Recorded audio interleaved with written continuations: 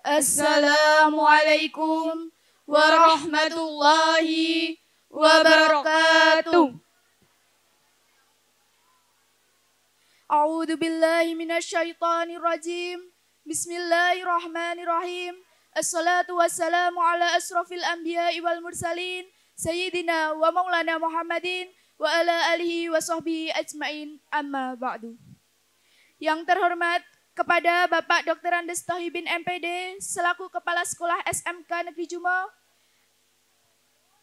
yang kami hormati Bapak dan Ibu Guru Panitia Pesantren Kilat SMK Negeri Jumo, serta tak lupa teman-teman dari kelas 10 sampai kelas 11 yang berbahagia.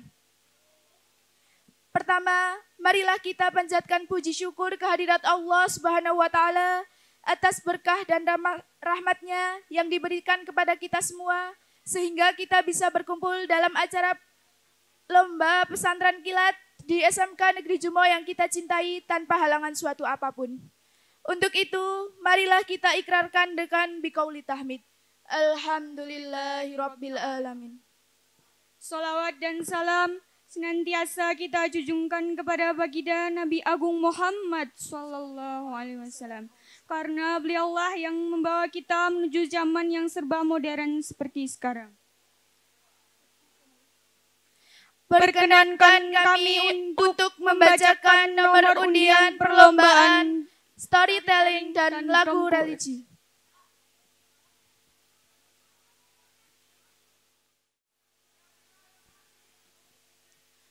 Assalamualaikum warahmatullahi wabarakatuh.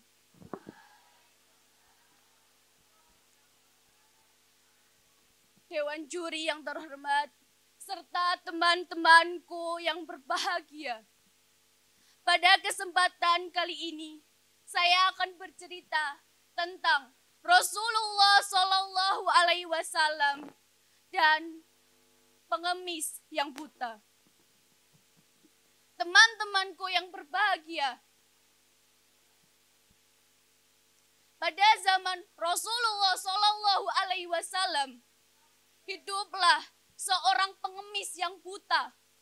Ia biasa duduk di salah satu sudut pasar kota Madinah.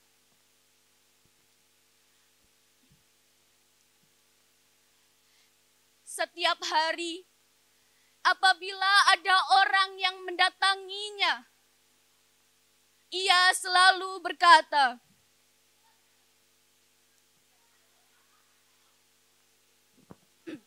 "Wahai sahabat-sahabatku, janganlah kalian mendatangi Muhammad.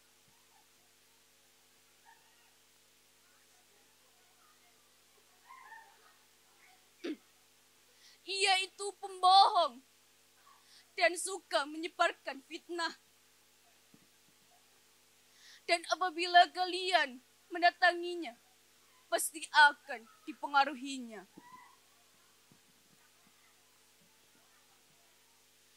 Perkataan tersebut selalu diucapkan oleh pengemis itu setiap hari tanpa henti.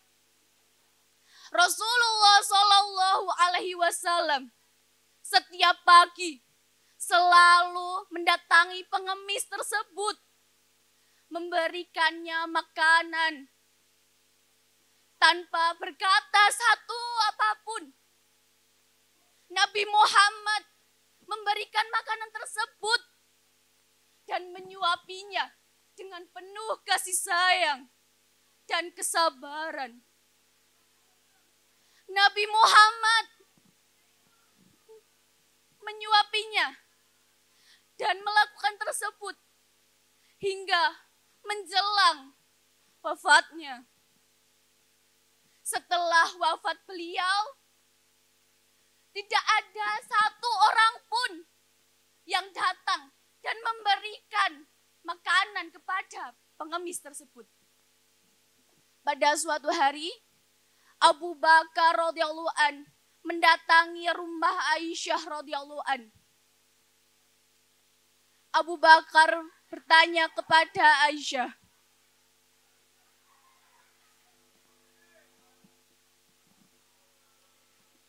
Wahai anakku, apakah ada sunnah kekasihku yang belum aku kerjakan? Aisyah pun menjawab, wahai ayahanda, engkau adalah seorang ahli sunnah, hingga tidak ada satu sunnah pun yang belum engkau kerjakan. Kecuali satu sunnah saja, yaitu Nabi Muhammad SAW selalu datang ke ujung pasar dengan membawa makanan dan menyuapi pengemis tersebut. Keesokan harinya, Abu Bakar pergi ke sudut pasar dengan membawa makanan untuk pengemis tersebut. Sampai di hadapan pengemis, Abu Bakar menyuapinya.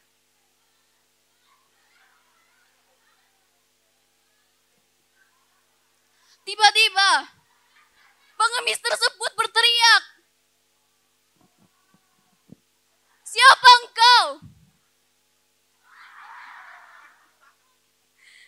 "Engkau kasar sekali. Engkau bukan orang yang biasa mendatangiku dan memberikanku makanan setiap harinya. Apabila ia datang ke sini, mulut ini tidak susah untuk mengunyah makanannya. Dan apabila ia menyuapiku, selalu menghaluskannya terlebih dahulu." Mendengar jawaban dari pengemis, Abu Bakar tidak dapat menahan air matanya.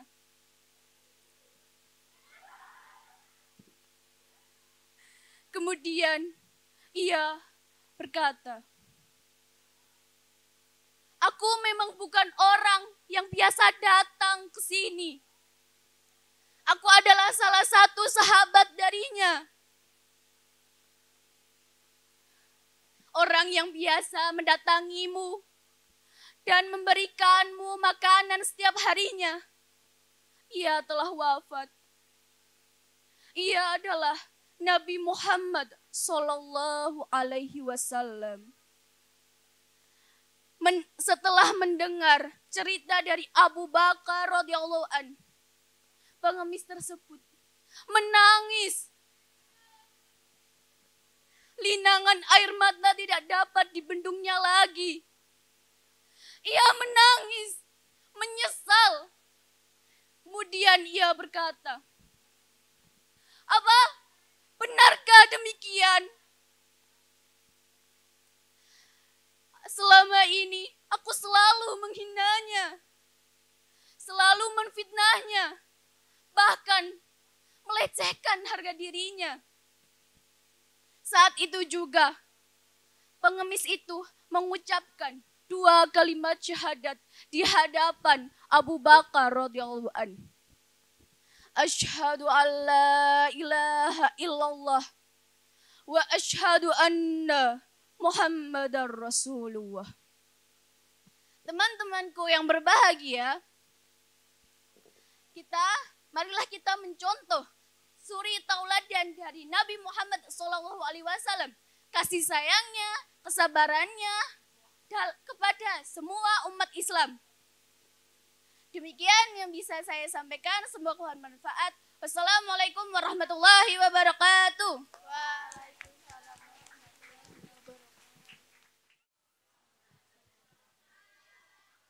Assalamualaikum warahmatullahi wabarakatuh.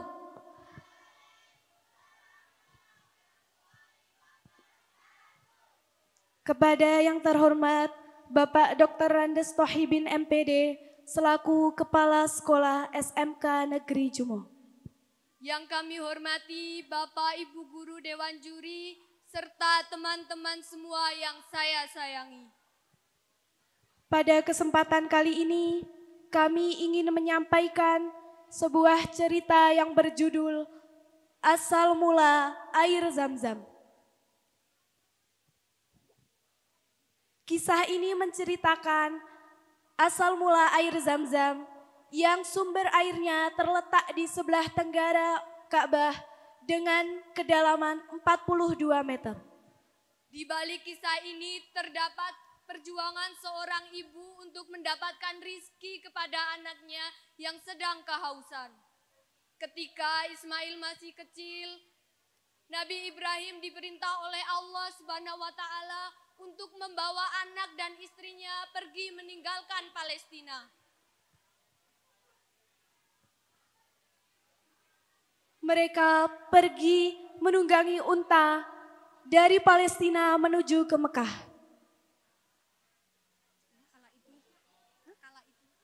Kala itu, Mekah masih berupa padang pasir yang tandus, sepi, gersang, dan juga udaranya yang sangat panas.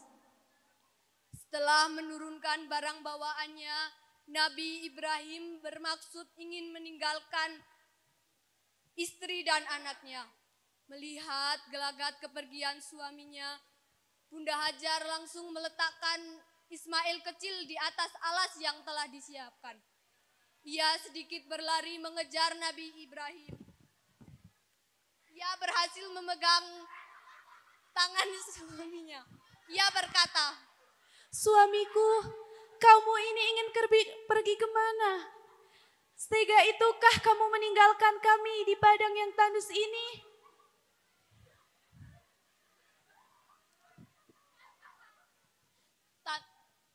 Sambil berjalan, Nabi Ibrahim tidak membalas perkataan dari istrinya. Melihat respon tersebut, Bunda Hajar sadar atas alasan kepergian dari suaminya. "Wahai Ibrahim, apakah ini termaksud dari perintah Allah Subhanahu wa Ta'ala?" Ya.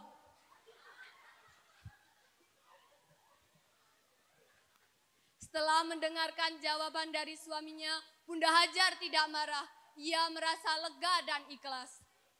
Kalau memang ini perintah dari Allah Subhanahu wa Ta'ala, maka aku yakin Allah tidak akan melantarkan aku dan Ismail. Maka pergilah suamiku, laksanakanlah perintah Allah.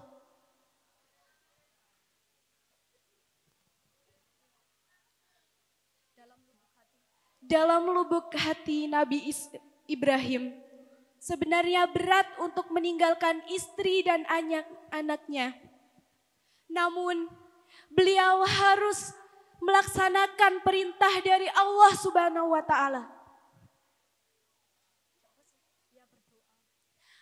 Di setengah perjalanan, Nabi Ibrahim berdoa kepada Allah Subhanahu wa Ta'ala sebagaimana disebutkan dalam Al-Qur'an surah Ibrahim ayat 37. Oh ya Tuhan kami, sesungguhnya aku telah menempatkan sebagian keturunanku di lembah-lembah yang tidak terdapat tanam-tanaman di sana. Ya Tuhan kami, jika memang dari itu agar mereka mendirikan sholat di sana, maka jadikanlah hati sebagian manusia cenderung kepadamu. Maka bagilah rezeki mereka berupa buah-buahan supaya mereka bersyukur. Sepeninggalan Nabi Ibrahim, Bunda Hajar menyusui Nabi Ismail seperti biasanya. Di hari berikutnya, mereka telah kehabisan bahan makanan. "Hai cinta, sabar ya nak. Aku tahu kamu pasti sangat kehausan." Bunda Hajar berdiri dari tempat duduknya. Ia melihat ke arah sekitar. Tapi yang dilihatnya hanyalah sebuah pegunungan. Pandangannya kembali tertuju pada putranya yang sedang menangis. Ia tidak tega melihat anaknya yang itu. Pandangan Bunda Hajar melihat ke arah Bukit Sofa yang letaknya tidak jauh dari tempat mereka bermukim. Ia bertekad dalam hati. Demi putraku, aku harus naik ke bukit itu untuk mendapatkan air. Ketika sampai di atas Bukit Sofa, ternyata yang dilihatnya hanyalah Fata Morgana. Kemudian pandangannya Bunda Hajar tertuju pada Bukit Marwah. Ia menyemangati dirinya sendiri. Sepertinya ada sebuah oase di balik bukit itu. Aku harus segera turun dari bukit ini. Sambil berlari-lari kecil, Bunda Hajar turun dan naik ke atas Bukit Marwah. Sesampainya di sana, ternyata tidak ada oase sama sekali. Tanpa mengeluh, Bunda Hajar kembali turun dan naik ke Bukit Sofa karena melihat oase di sana. Aktivitas ini dilakukan Bunda Hajar sebanyak 7 kali, bolak-balik dari Bukit Marwah ke Bukit Sofa ke Bukit Marwah. Sementara itu, Ismail kecil menggerakkan kedua tangannya, ia juga menghentak-hentakan kedua kakinya ke tanah. Agaknya ia sangat kehausan. Tepat saat Bunda Hajar berada di Bukit Marwah, yaitu di putaran ke-7, suara tangis Ismail semakin kencang. Tiba-tiba keluar air dari hentakan kaki Ismail. Bunda Hajar yang melihat ada pancaran air, kemudian bergegas turun bukit dan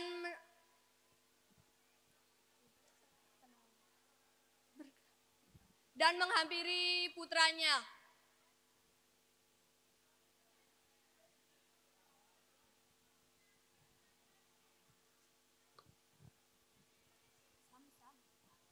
Zam, terus mengalir, jangan berhenti.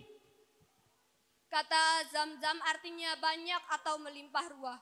Sejak saat itu air yang muncul dari kaki Ismail kecil disebut air Zam-Zam.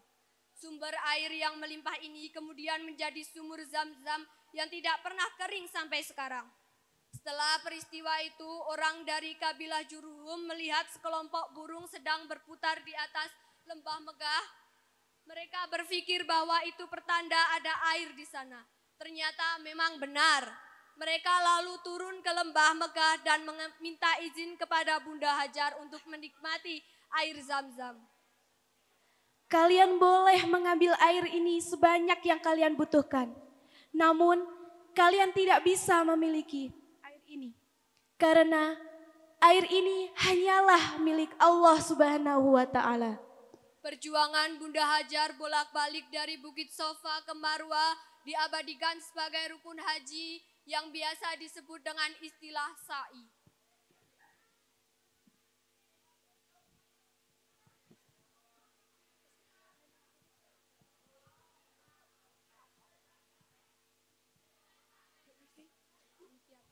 Demikian cerita asal mula air Zam-Zam. Hikmah yang dapat kita ambil yaitu jangan putus asa walaupun mengalami kesulitan apapun.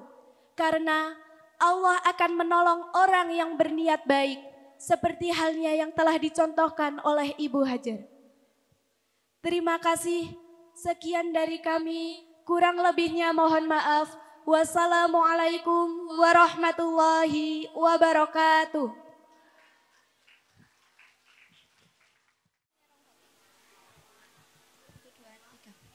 Assalamualaikum warahmatullahi wabarakatuh.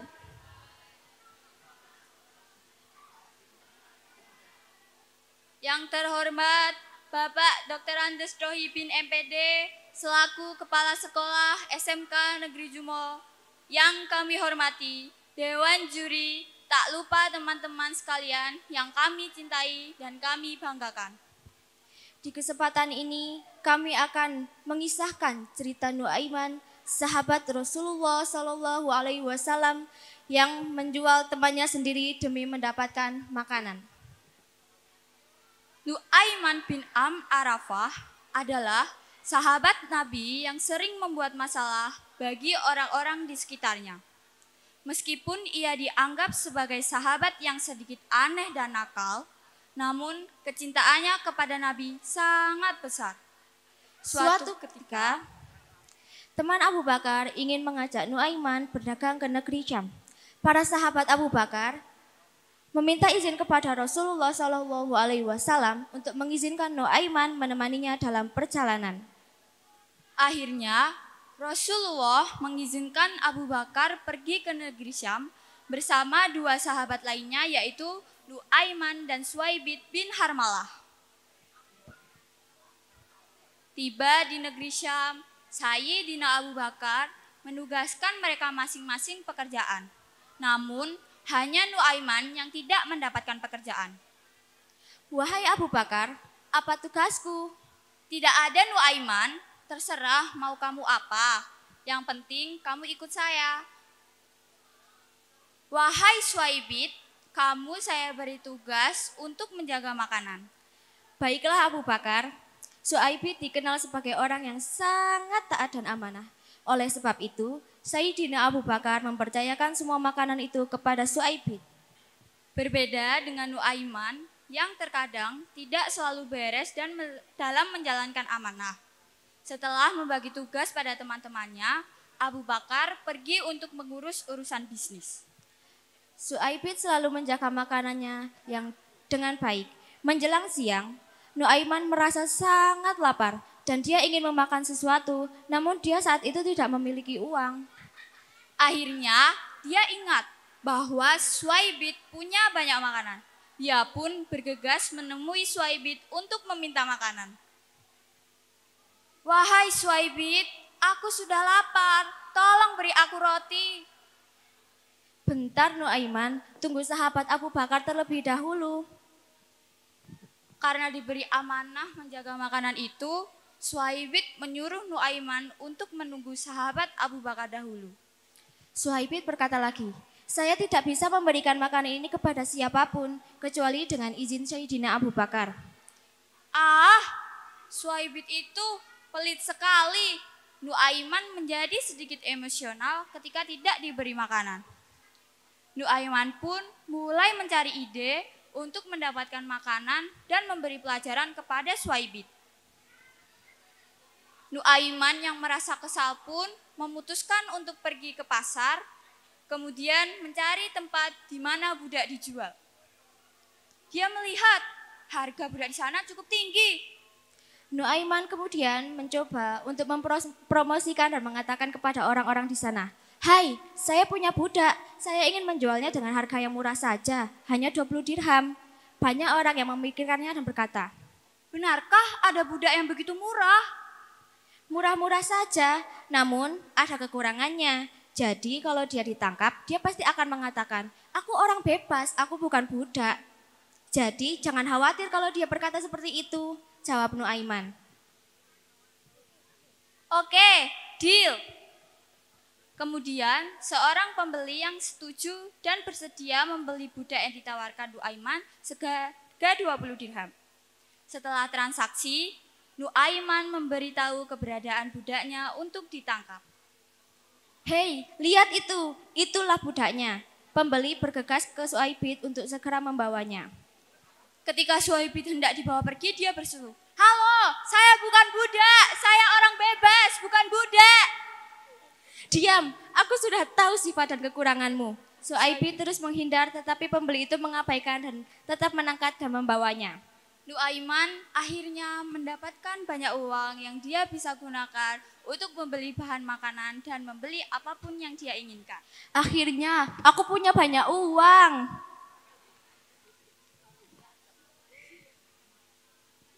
Ketika Sayyidina Abu Bakar pulang, dia terkejut karena tidak bisa lagi melupakan Sayyidina Suaibid. Lalu dia bertanya kepada Nuaiman, di mana Suaibid sekarang? Sudah kujual, wahai Abu Bakar. Kenapa bisa begitu Nuaiman? Tanya Sayyidina Abu Bakar. Abu Bakar marah atas kelakuan Nuaiman ini yang sudah menjual temannya sendiri. Kemudian Abu Bakar pun pergi.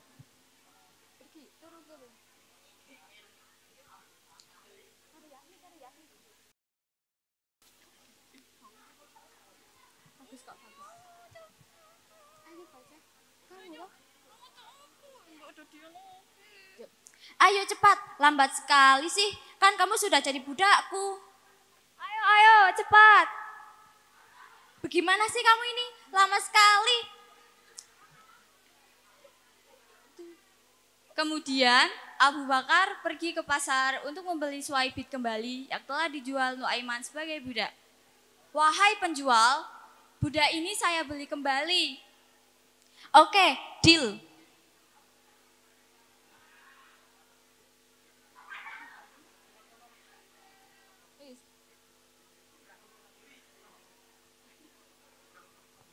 Hal konyol ini membuat Suhaibit amat sangat kesal dengan kejahilan Nuaiman.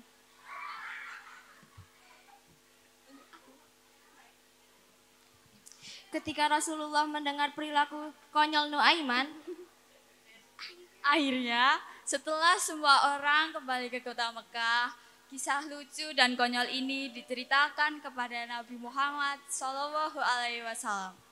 ketika Rasulullah mendengar tentang perilaku konyol Nuaiman, beliau tertawa terbahak-bahak. Sejak saat itu, setiap kali ada yang datang kepada Nabi, beliau selalu menceritakan kisah konyol Nuaiman yang menjual Suhaibit.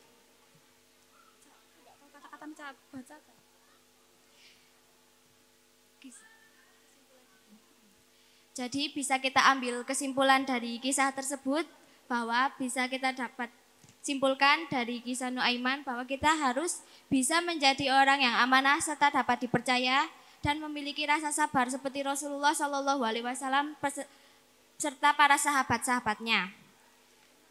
Ayo naik, penutupan kok. Naik, penutupan. Enggak apa.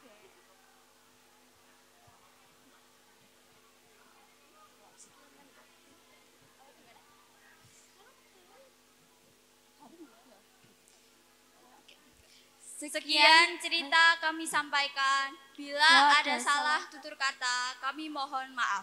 Wassalamualaikum warahmatullahi wabarakatuh.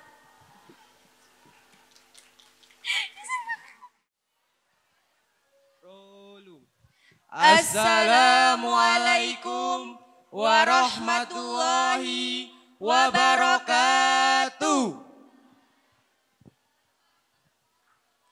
Bismillahirrahmanirrahim. Kaum muslimin dan muslimat rahimakumullah. Tak henti-hentinya kita panjatkan puji syukur atas kehadirat Allah Subhanahu wa taala yang telah melimpahkan berkat dan rahmatnya sehingga kita bisa berkumpul pada acara kali ini. Berdirinya kami di sini akan menceritakan salah satu kisah Nabi Ismail, yaitu perintah untuk menyembelih Ismail. Nabi Ismail merupakan anak dari Nabi Ibrahim dan juga Siti Hajar. Nabi Ibrahim terpaksa meninggalkan istri dan anaknya karena melaksanakan perintah Allah. Pada suatu waktu, Nabi Ibrahim sangat merindukan anak dan istrinya. Kemudian dia pun meminta izin kepada Siti Sarah untuk menemui anak dan istrinya. Setelah Siti Sarah mengizinkannya, Nabi Ibrahim bergegas ke tempat yang dituju. Ketika sampainya di sana, dia sangat amat terkejut melihat tempat yang dulunya sepi dan sunyi kini menjadi ramai dan banyak pemukiman. Kemudian dia pun langsung bergegas menemui Ismail dan Siti Hajar. Kemudian Nabi Ibrahim berkata, "Wahai anak dan istriku, mohon maafkanlah aku karena tidak bisa sering menjumpai kalian. Ketahuilah bahwa aku melaksanakan perintah Allah untuk menyadarkan penduduk di sana." Karena terlalu lelah dalam perjalanan, Nabi Ibrahim pun kemudian tertidur pulas.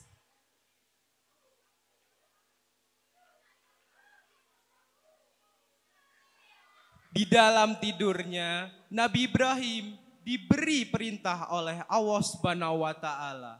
Perintah berupa mimpi untuk menyembelih anaknya, yaitu Ismail. Nabi Ibrahim pun merasa kaget dan merasa cemas karena jika dia memberitahu anak dan istrinya akan sangat mengkhawatirkan. Di malam kedua, ia bermimpi kembali tentang menyembelih anaknya. Ia segera bangun dan kaget. Ia ingin meminta petunjuk kepada Allah Subhanahu wa taala. Ia bergegas mengambil air wudhu dan melaksanakan sholat.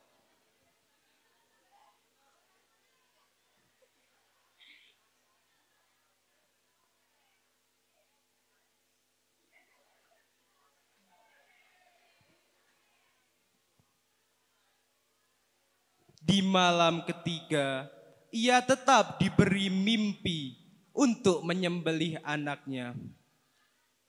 Di malam itu, ia menjadi yakin bahwa mimpi itu bukan godaan dari setan, melainkan perintah dari Allah Subhanahu wa taala. Kemudian pada keesokan harinya, dia pun memberitahu Siti Hajar dan Ismail. Lalu Nabi Ibrahim berkata, "Wahai anakku, sesungguhnya aku bermimpi menyembelihmu. Apakah engkau akan menerimanya dengan sabar dan tabah?" "Insya Allah ayah, aku akan menerimanya dengan sabar dan tabah. Jelaskanlah padaku apapun itu akan aku lakukan." Setelah mendengarkan penjelasan dari Nabi Ibrahim, Ismail tetap menunjukkan wajah yang sabar dan tabah. Namun, Siti Hajar sangat merasa sedih atas apa yang baru saja Nabi Ibrahim katakan. Dia hanya bisa menangis dan memeluk putranya.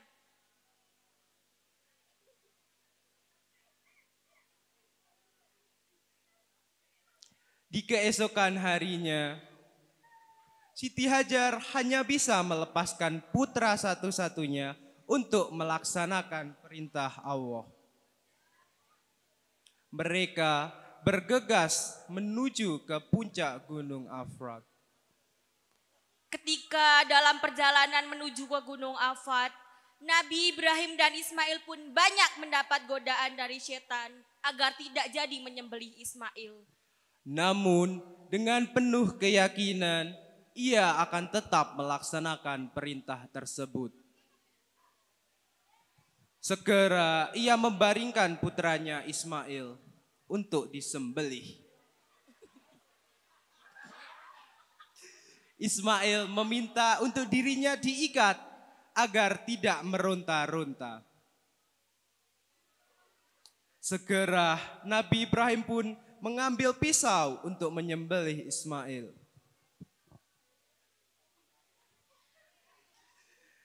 Dengan kehendak Allah, pisaunya tidak bisa menembus leher dari Ismail. Sehingga Ismail pun berkata kepada ayahnya, "Wahai ayah, jika engkau tidak bisa melihat diriku menderita, maka tutuplah matamu." Kemudian Nabi Ibrahim pun mengambil kain dan menutupi matanya.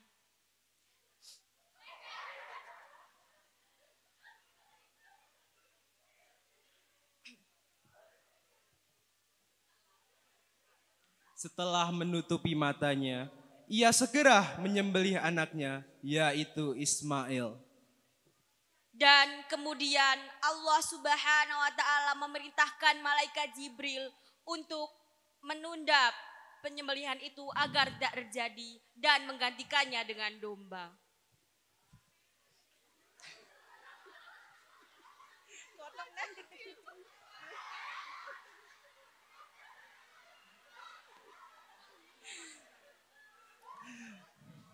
Setelah Nabi Ibrahim membuka matanya, ia kaget melihat domba gemuk dan besar di depannya.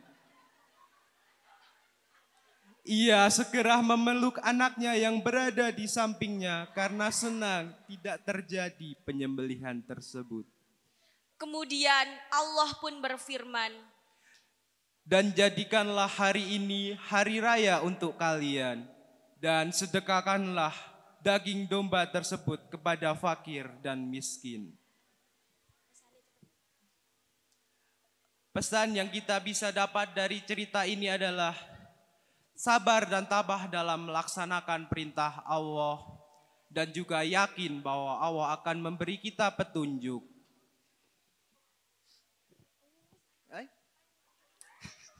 Sekian dari kami. Terima kasih. Wassalamualaikum warahmatullahi wabarakatuh.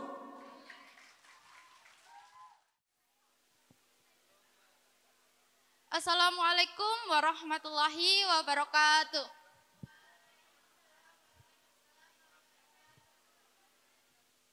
Hello y'all, let me introduce myself. My name is Nawan Cahya Airani and Abid Efisya Ulung akan membawakan cerita tentang, sebentar, tanya dulu.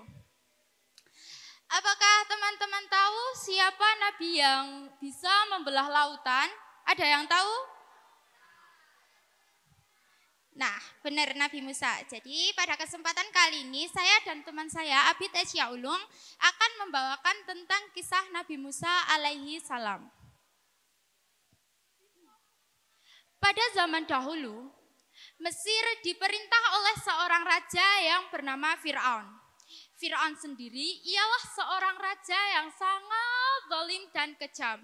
Rakyat pun hidup dalam ketakutan dan tidak ramah. Pada suatu malam, Fir'aun bermimpi jika negeri Mesir terbakar dan semua rakyatnya pun mati kecuali Bani Israel. Kemudian esok harinya Fir'aun mendatangi sang peramal. Nah, Fir'aun bertanya kepada peramal apa arti mimpinya tersebut. Peramal menjawab, kelak ada anak laki-laki yang akan menjadi musuh Fir'aun, bahkan akan membinasakan Fir'aun. Fir'aun pun menjadi marah. Tangkap dan ambil semua bayi laki-laki yang ada dan wanita hamil, awasi mereka sampai melahirkan. Para prajurit pun lalu menyebar dan menangkap semua wanita hamil dan juga bayi laki-laki untuk diserahkan kepada Fir'aun. Yukabat, ibunda Nabi Musa alaihissalam yang saat itu tengah mengandung Nabi Musa alaihissalam selalu bersembunyi untuk menyelamatkan sang bayi.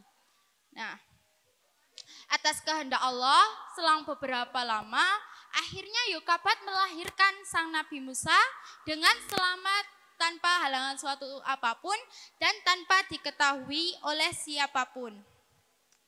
Sebelum Nabi Musa dilahirkan, Yukabat telah memiliki seorang anak laki-laki yang bernama Harun. Sejak kelahiran Nabi Musa alaihissalam, Yukabat selalu menyembunyikan anaknya, selalu menyembunyikan bayi Musa dan atas kehendak Allah pula Nabi Musa tidak pernah menangis ketika disembunyikan sehingga dapat selamat dari kejaran para prajurit istana. Setelah usia Nabi Musa alaihissalam menginjak 3 bulan, sang ibunda mendapatkan perintah dari Allah Subhanahu wa taala untuk menyembunyikan bayinya ke dalam peti dan menghanyutkannya di Sungai Nil. Peti bayi Nabi Musa alaihissalam kemudian terbawa aliran sungai dan tersangkut di pohon di tepi Sungai Nil. Istri Fir'aun yang melihatnya ketika peti dibuka ternyata ada bayi yang sangat bersih dan bercahaya di dalamnya. Istri Fir'aun lalu mendatangi Fir'aun. Alangkah kagetnya Fir'aun melihat sang istri membawa bayi laki-laki. Sang istri lalu membujuk Fir'aun untuk merawat bayi tersebut. Lalu sang Fir'aun menerimanya. Bayi itu kemudian diberi nama Musa. Anehnya bayi itu tidak mau disusui oleh siapapun. Istri Fir'aun lalu mencari seorang ibu yang bisa menyusui Nabi Musa alaihissalam. Kemudian seorang wanita yang sebenarnya adalah sang ibunda dari Nabi Musa alaihissalam dipanggil ke istana untuk menyusui sang bayi. Alangkah bahagianya sang istri Fir'aun, ternyata sang bayi mau disusui olehnya. Nabi Musa alaihissalam kini telah dewasa. Oh ya.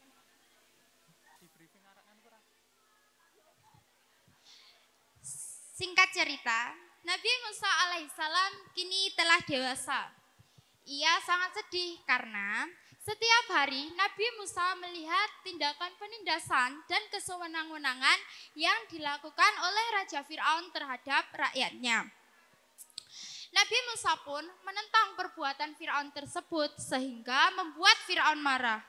Ketika Fir'aun marah, Nabi Musa pun memutuskan untuk pergi dari negeri Mesir. Nabi Musa pun pergi ke kota Madia. Di tengah-tengah perjalanan, ia melihat dua orang perempuan yang sedang mengantri untuk mengambil air di tengah-tengah para gembala yang juga akan mengambil air untuk hewan gembalanya. Nabi Musa alaihissalam pun dengan sigap membantu mengambilkan air untuk dua perempuan tersebut untuk diberikan kepada kambing-kambingnya. Setelah itu, Nabi Musa alaihissalam dipanggil oleh sang ayah dari kedua perempuan tersebut yang tidak lain ialah Nabi Syuaib ke rumahnya. Nabi Syuaib meminta tolong kepada Nabi Musa untuk membantu mengembalakan kambing-kambing mereka. Setelah beberapa waktu, akhirnya Nabi Syuaib menikahkan salah satu putrinya yang bernama Safuro dengan Nabi Musa alaihi salam. Karena sudah lama meninggalkan Mesir, akhirnya Nabi Musa dan sang istri berniat untuk pulang kampung ke halaman yang ada di negeri Mesir.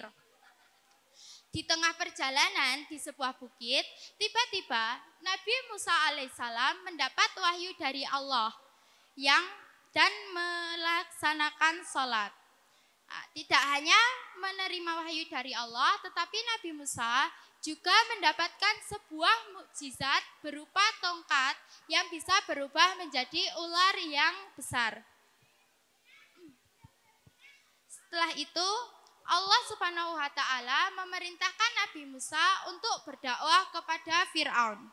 Nabi Musa alaihissalam meminta kepada Allah Subhanahu wa Ta'ala untuk dipertemukan kepada saudaranya, yaitu Nabi Harun alaihissalam, dan Allah pun mengabulkannya.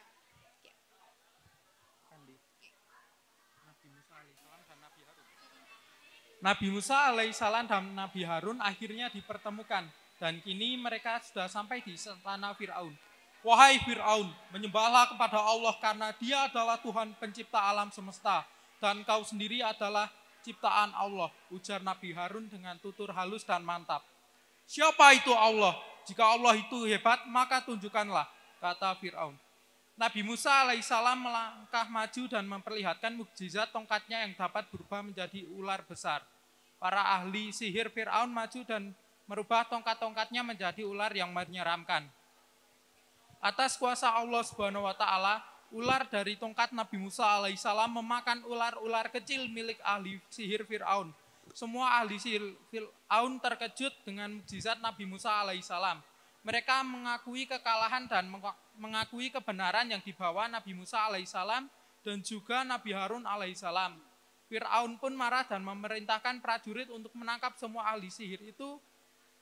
Dan sejak kejadian itu banyak rakyat Mesir yang meminta pertolongan kepada Nabi Musa alaihissalam.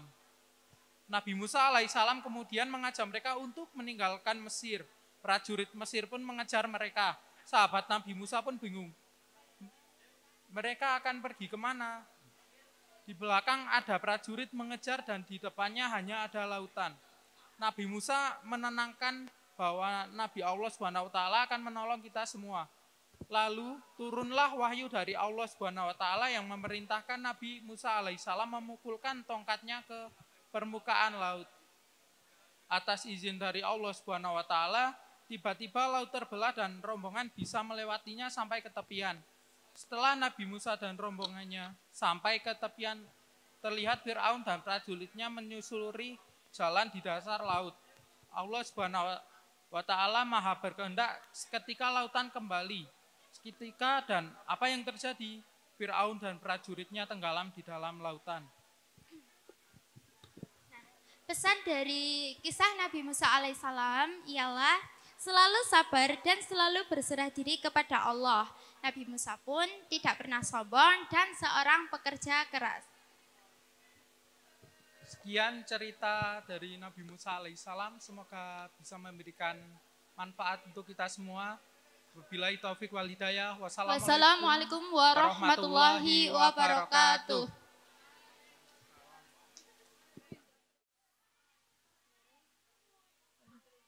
Assalamualaikum warahmatullahi wabarakatuh.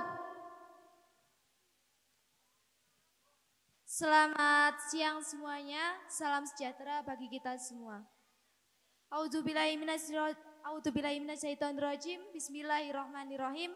Alhamdulillahirabbil alamin wa bihi nasta'in ala umuri dunya waddin. Wassalatu wassalamu ala asrofil anbiya'i wa mursalin wa ala alihi washabihi ajmain amma ba'du. Berdirinya kami di sini ingin menceritakan salah satu kisah sahabat Nabi Muhammad SAW, yaitu Umar bin Khattab radhiyallahu an. Yang akan kami ceritakan yaitu masuk Islamnya Umar bin Khattab radhiyallahu an. Umar bin Khattab radhiyallahu an berasal dari keturunan Bani Al-Hadi dengan ayahnya yang bernama Khattab dan ibunya bernama Hantomah. Umar lahir 13 tahun setelah penyerangan pasukan gajah atau 13 tahun lebih muda dari umur Rasulullah SAW. Semasa remajanya, Umar gemar sekali bermain gulat atau berkuda. Selain itu, Umar dididik oleh ayahnya untuk mengembala kambing. Tak sedikit Umar juga mendapat perlakuan dari ayahnya karena ia tidak becus dalam mengembala kambing itu. Berkat didikan keras dari ayahnya, Umar tumbuh menjadi pemuda yang berhati keras. Seperti kebiasaan masa-masa jahiliyah, Umar gemar sekali minum minuman keras dan menyembah berhala. Ia juga berteman dengan Abu Jahal atau salah satu orang yang sangat membenci Islam. Tetapi dalam doanya Rasulullah SAW pernah menyebut nama Umar dan Abu Jahal. Ia berdoa, "Ya Allah, kokohkanlah dari dua orang yang telah engkau cintai, yaitu Umar bin Khattab dan Abu Jahal." Nah, di suatu malam ketika Umar berjalan-jalan tanpa arah, dia bertemu dengan baginda Rasulullah SAW yang sedang beribadah di depan Ka'bah. Tapi mereka berdua tidak berbincang, malahan Umar bersembunyi di belakang tirai Ka'bah. Lalu Umar berkata, "Demi Allah, ini adalah kata-kata tukang syair yang orang-orang katakan." Nah, di saat yang bersamaan ternyata Rasulullah sedang membacakan surat Al-Haqqah ayat 40. Yaitu sesungguhnya Al-Quran adalah wahyu Allah yang diturunkan kepada Rasul yang mulia. Dan Al-Quran itu bukanlah kata seorang penyair.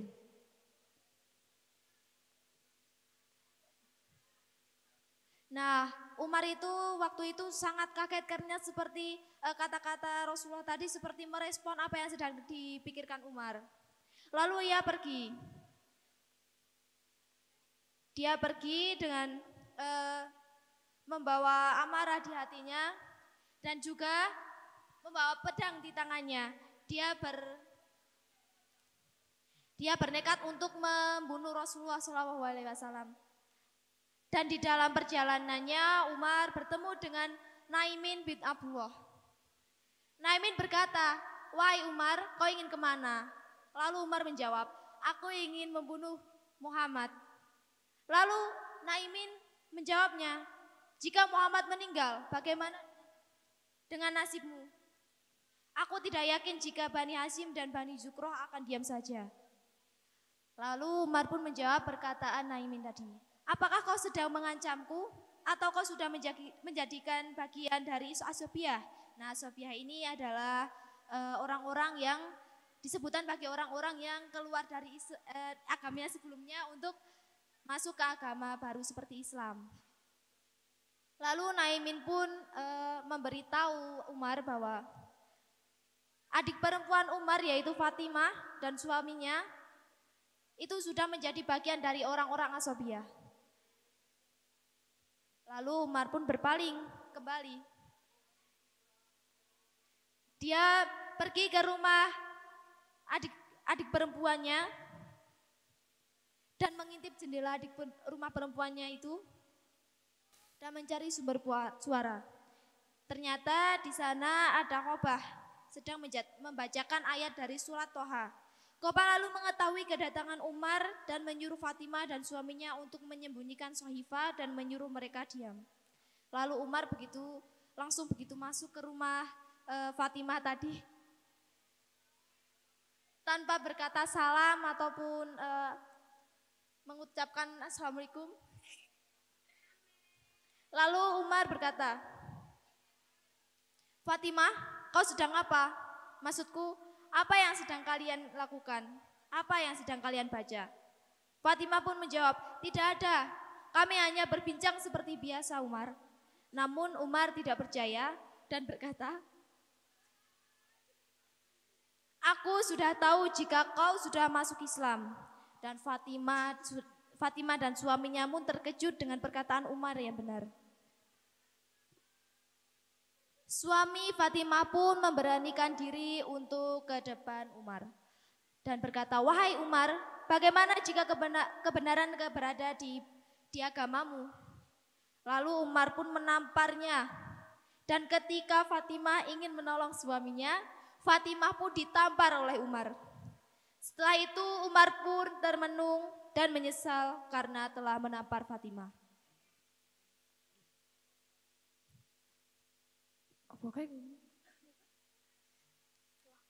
Setelah Umar menyesali perbuatannya itu,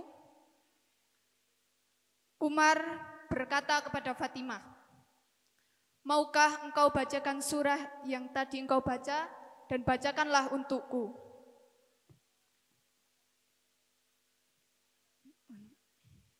Lalu dengan senang hati Fatimah membaca surat tersebut yang artinya, dengan nama Allah yang maha pemurah lagi maha penyayang, sesungguhnya aku ini adalah Allah, tiada Tuhan selain aku, maka sembahlah aku dan dirikanlah sholat untukku. Mendengar ucapan tersebut, Umar teriris hatinya. Ia langsung menangis dan bersegera menemui Rasulullah SAW untuk mengatakan keislamannya. Sesampainya di rumah Rasulullah SAW, menyambut dengan baik kedatangan Umar. Lalu Umar dituntun oleh Rasulullah membaca syahadat, asyhadu an la ilaha illallah wa asyhadu anna Muhammadar Rasulullah. Disitulah semua orang yang berada di sekitar langsung mengucapkan takbir, Allahu Akbar. Karena dengan masuk Islamnya Umar bin Khattab, tidak ada lagi orang yang takut beribadah di depan Ka'bah dan orang yang bermusyawarah di dekat Ka'bah. Dengan masuk Islamnya Umar bin Khattab, Rasulullah SAW memberikan gelar kepada Umar bin Khattab dengan Al-Faruq. Al-Faruq artinya yaitu pembeda antara yang kafir dan yang iman. Wallahu a'lam bishawab. Jadi teman-teman, kita dapat mengambil hikmah dari cerita tersebut. Yang pertama, kita harus berani dalam membela agama Islam. Yang kedua yaitu berdoa dengan baik yang tulus. Dan yang ketiga, Islam dapat menggetarkan hati seseorang yang berhati keras dengan lembut karena dibacakan ayat-ayatnya. Sekian dari kami, bila ada salah kata mohon dimaafkan. Billahi taufik wal hidayah. Wassalamualaikum warahmatullahi wabarakatuh.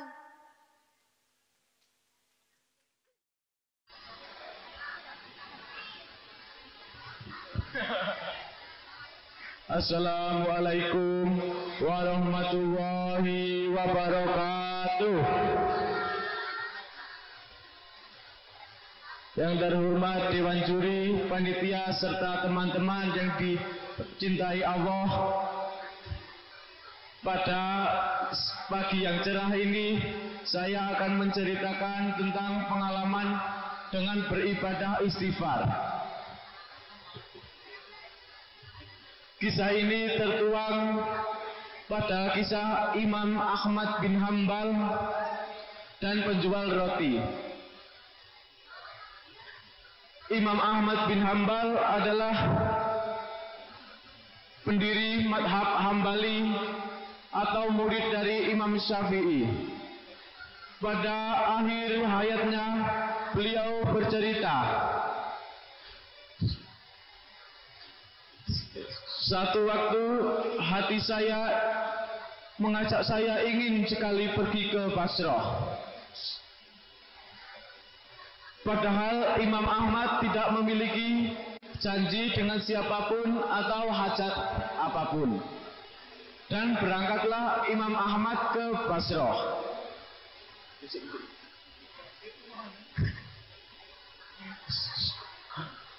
Setibanya di Basrah pada waktu Isya, Imam Ahmad hendak melaksanakan sholat Isya. Setelah melakukan sholat Isya, beliau ingin beristirahat.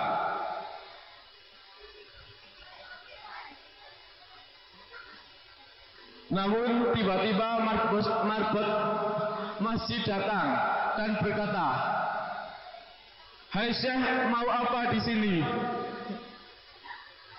Panggilan Syekh dalam bahasa Arab, di Arab bisa ditujukan kepada orang tua, orang kaya dan orang yang berilmu. Marbot masjid ini tidak tahu kalau yang ditanyai adalah Imam Ahmad bin Hambal. Kemudian Imam Ahmad bin Hambal menjawab,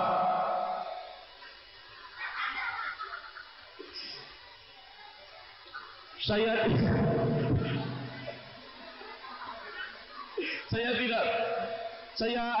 ingin beristirahat. Saya musyafir. Saya tidak memiliki saudara di sini. Kemudian marbot masjid mengusir Imam Ahmad dan mengunci masjid.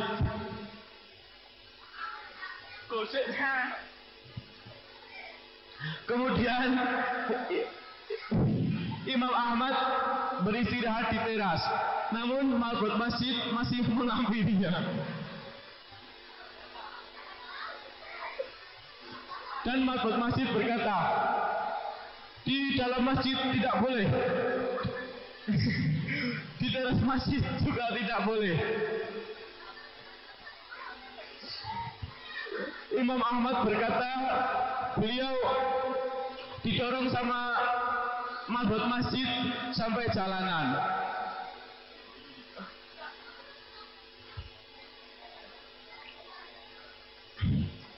Di samping masjid ada toko roti dan rumah kecil yang digunakan untuk tempat berdagang roti.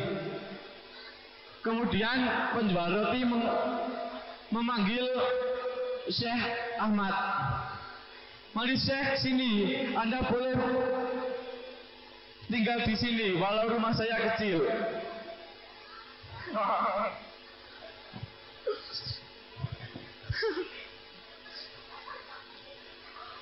Imam Ahmad menghampirinya dan tidak memperkenalkan diri. Penjual roti ini tidak berbicara saat tidak ditanyai oleh beliau. Penjual roti selalu beristighfar saat membuat adonan, memecah telur istighfar, mengambil terigu istighfar, dan seterusnya. Kemudian Imam Ahmad bin Hambal takjub dan menanyakan, apa hasil dari perbuatanmu ini? Penjual roti tersebut menjawab dan menjelaskan, lantaran wasiat istighfar, tidak ada hajat yang saya minta kecuali pasti Allah kasih. Semua yang saya minta langsung Allah kasih. Cuma satu yang belum dikasih Allah. Lantas Imam Ahmad bin Hambal menanyakan, apa satu doa yang belum dikabulkan itu? Penjual roti menjawab, saya ingin sekali dipertemukan dengan Imam Ahmad bin Hambal. Imam Ahmad bin Hambal terkejut dan mengucapkan takbir. Allahu Akbar. Allah telah mendatangkan saya dari Basrah, dari Baghdad ke Basrah. Saya sampai didorong-dorong sama marbot masjid. Itu karena istighfar dan doamu. Seketika penjual roti langsung mencium tangan Imam Ahmad dan memeluk.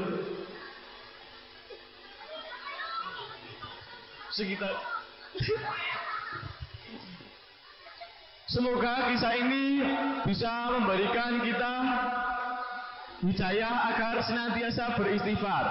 Istighfar akan membuat kita mendatangkan rezeki dari arah yang tidak disangka-sangka. Seperti dalam riwayat, man aksara min istighfar ja'allahu lahu min kulli him farajan wa min kulli daikin mahrajan wa razaqahu min haitsu la tasib. Yang artinya, man barang siapa aksara min istighfar, memperbanyak baca istighfar, ja'allahu lahu, niscaya Allah min hais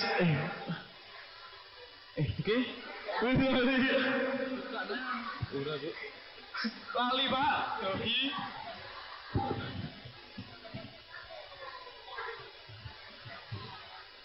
Man aksara, barang siapa yang memperbanyak min istighfar, membaca istighfar, ja'allahu lahu, niscaya Allah akan min kulliha min farja, memberikan jalan keluar bagi setiap kesedihan, wa min kul daikin mahroja, dan setiap kelapangan untuk setiap kesempitan, wa razaqahu min haitsu la yahtasib, rezeki dari arah yang tidak disangka-sangka.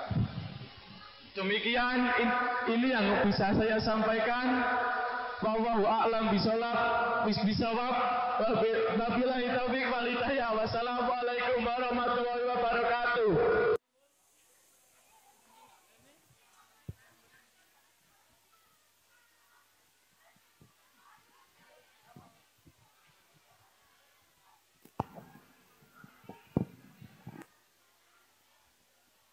Assalamualaikum warahmatullahi wabarakatuh.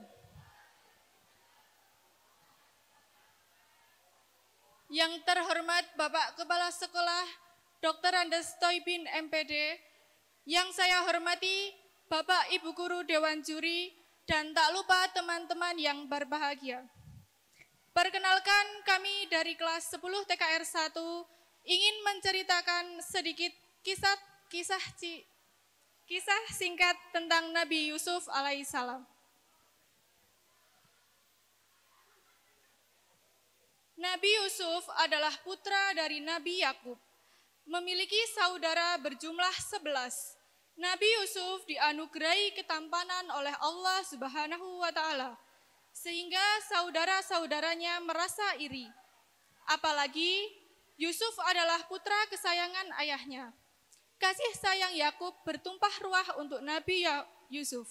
Maka bertambah-tambahlah kedengkian dari saudara-saudara Nabi Yusuf. Pada suatu malam, Nabi Yusuf bercerita pada ayahnya, "Wahai ayah, tadi malam aku bermimpi melihat 11 bintang, matahari, dan bulan bersujud kepadaku." Mendengar cerita Nabi Yusuf, Nabi Yakub berpesan pada Yusuf agar tidak memberikan memberitahu mimpinya itu kepada siapapun. Sebab menurut Yusuf, mimpi itu artinya kelak Nabi Yusuf akan menjadi orang besar, dimuliakan Allah dan diangkat menjadi Rasul Allah.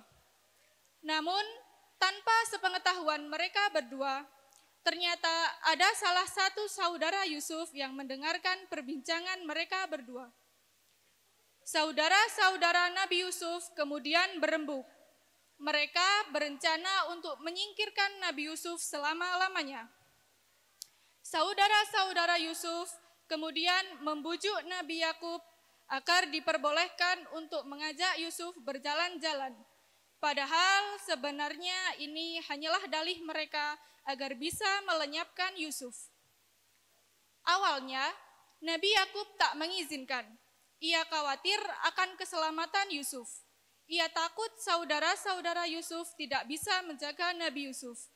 Akan tetapi, saudara-saudaranya tak menyerah untuk membujuk Yakub. Mereka berkata, "Jangan engkau takut, ayah. Kami adalah orang-orang kuat. Kami pasti bisa menjaga Yusuf." Akhirnya, dengan berat hati, Nabi Yakub mengizinkan mereka membawa Yusuf pergi. Sampai di tengah perjalanan, dibuanglah Yusuf ke dalam sumur. Tak cukup sampai di situ, saudara-saudara Yusuf kemudian mengambil baju Yusuf, diusapkannya darah binatang ke baju itu, lalu dibawanya pulang di hadapan ayahnya. Mereka mengabarkan berita pada Nabi Yakub bahwa Yusuf mati diterkam singa. "Ayah, ternyata benar apa yang kau katakan. Kami telah lengah menjaga Yusuf. Yusuf telah mati diterkam singa. Ini bukti bajunya." Mendengar berita tersebut, Nabi Yakub pun amat bersedih. Ia menangis terseduh-seduh. Saking lamanya ia menangis, bahkan sampai kedua matanya menjadi buta. Nabi Yusuf yang masih ada di dalam sumur tetap hidup berkat lindungan Allah Subhanahu wa Ta'ala. Tiba-tiba ada sekelompok saudagar dari Mesir yang melewati sumur Nabi Yusuf tadi. Mereka berniat menimba air di dalam sumur itu. Betapa terkejutnya mereka ketika timba itu ditarik, ada seorang pemuda yang ikut tertarik ke atas. Dialah Nabi Yusuf. "Wahai Tuan, ternyata dia adalah seorang pemuda. Dia bisa kita jual."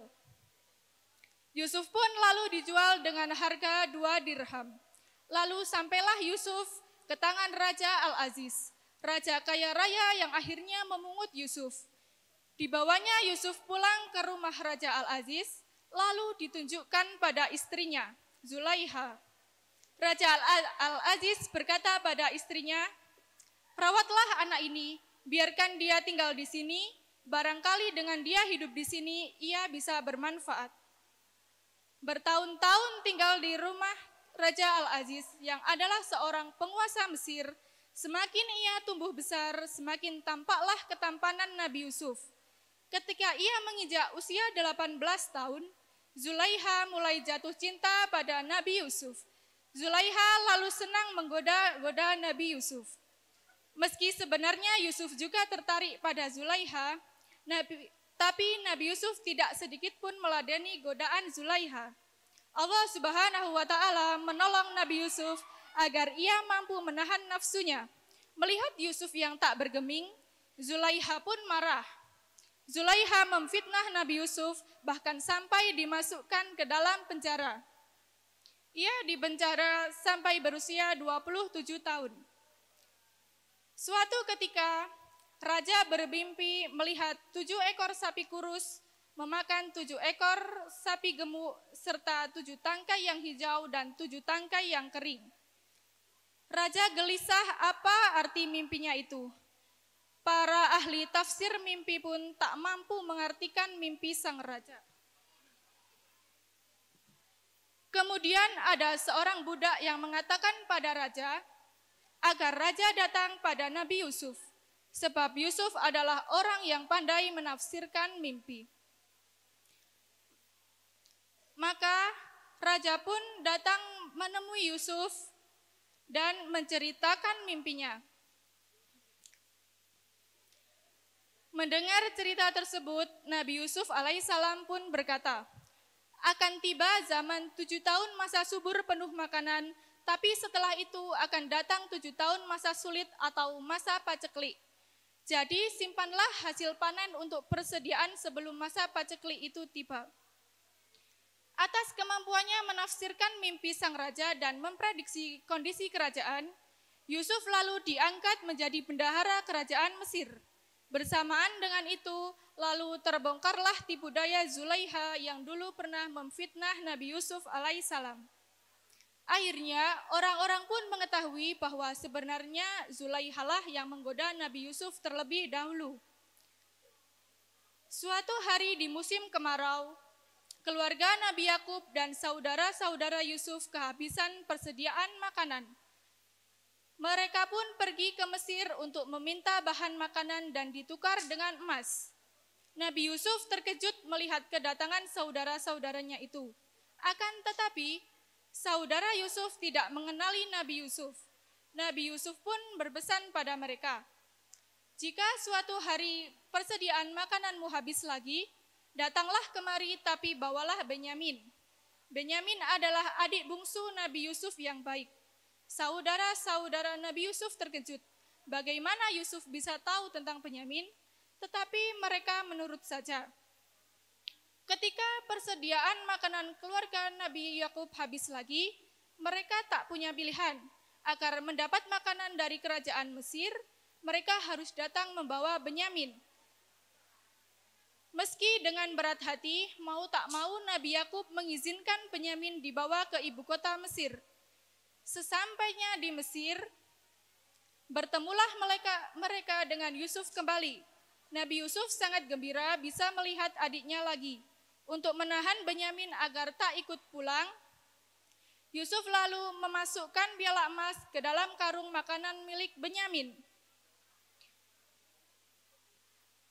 Benyamin lalu ditahan dan ditangkap oleh tentara Mesir lalu diserahkan kepada Nabi Yusuf.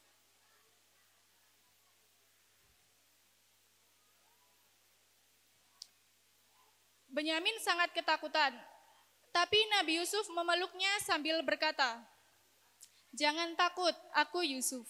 Benyamin pun terkejut sekaligus sangat bahagia akhirnya bisa kembali bertemu Nabi Yusuf. Saudara-saudara Nabi Yusuf lalu pulang ke rumah dan mengabarkan pada Nabi Yakub bahwa Benyamin ditangkap Mesir. Akan tetapi Nabi Yakub malah berkata, "Aku mencium bau Yusuf, aku yakin Yusuf masih hidup. Kembalilah lagi kalian ke sana." Mereka pun menurut, datanglah mereka ke Mesir, lalu menemui Yusuf. Melihat kedatangan mereka, Yusuf pun berkata, "Masih ingatkah kalian denganku? Ingatkah kalian memasukkan aku ke dalam sumur? Akulah Yusuf. Sekarang pulanglah kalian, bawalah kain ini, lalu gosokkan ke kedua mata ayah agar ia bisa melihat kembali. Bawalah ayah dan ibu tiriku kemari." Akhirnya setelah Nabi Yakub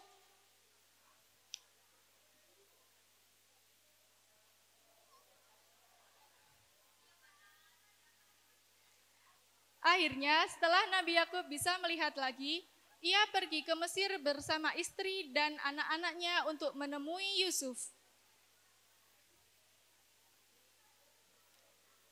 Sesampainya di istana, Nabi Yakub terkesima karena melihat Yusuf sudah menjadi petinggi istana. Ia dan keluarganya pun hormat kepada Yusuf. Yusuf menegakkan kembali ayahnya lalu berkata, "Ayah, inilah arti mimpi yang pernah kukatakan pada ayah dahulu.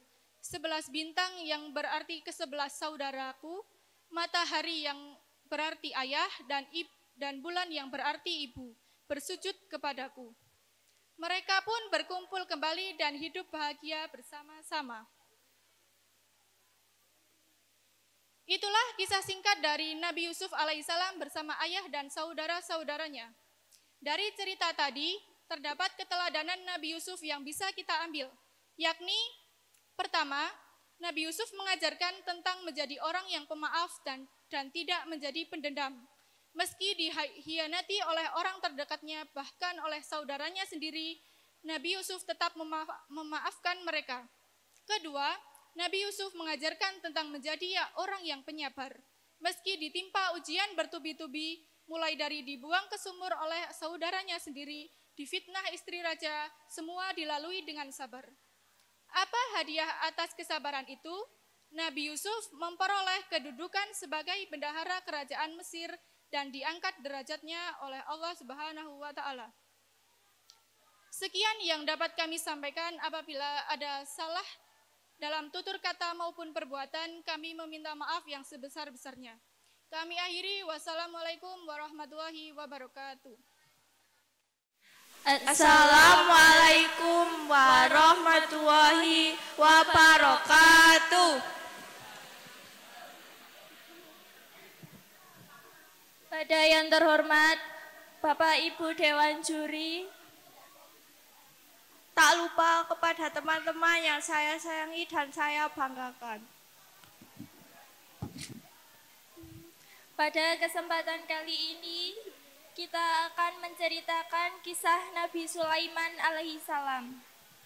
Nabi Sulaiman adalah putra dari Nabi Daud. Nabi Daud adalah Raja Israel yang bijaksana dan Nabi Allah Subhanahu wa Ta'ala yang mulia.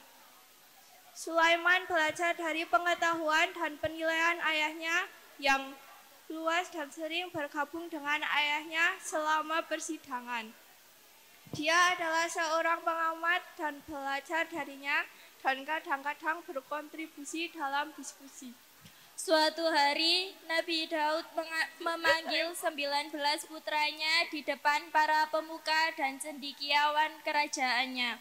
Dia kemudian mengajukan pertanyaan-pertanyaan.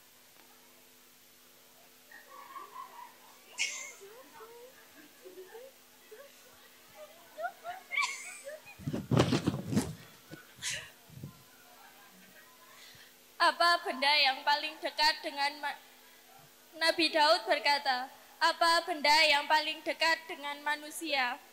Manakah yang terjauh? Manakah dua hal yang melekat satu sama lain? Apakah hal yang paling menakjubkan? Dua hal mana yang tetap tidak berubah? Manakah dua hal yang selalu berbeda? Manakah dua hal yang saling bertentangan? Apakah perbuatan yang hasilnya baik? Perbuatan apakah itu yang akibatnya buruk? Anak-anak Nabi Daud menjadi bingung dan tidak bisa menjawab pertanyaan-pertanyaan ini. Putra bungsu Sulaiman berdiri dan memberikan jawaban. Hal-hal yang paling dekat dengan manusia adalah akhirat. Hal-hal terjauh adalah waktu yang telah berlalu. Dua hal yang melekat satu sama lain adalah tubuh manusia dan jiwa. Yang paling menakjubkan adalah manusia tanpa jiwa. Dua hal yang tetap sama adalah langit dan bumi. Dua hal yang saling bertentangan adalah siang dan malam. Hal yang saling bertentangan adalah hidup dan mati. Perbuatan yang ujungnya baik adalah kesabaran dan ketabahan pada saat marah. Perbuatan yang ujungnya buruk adalah tergesa-gesa pada saat marah. Terkesan oleh jawaban-jawaban ini, Nabi Daud menunjuk putranya Sulaiman untuk mengambil alih setelah kematiannya.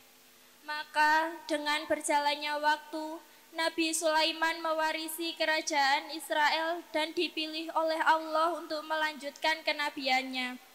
Dia memohon kepada Tuhannya untuk sebuah kerajaan yang tidak akan terjadi setelah dia.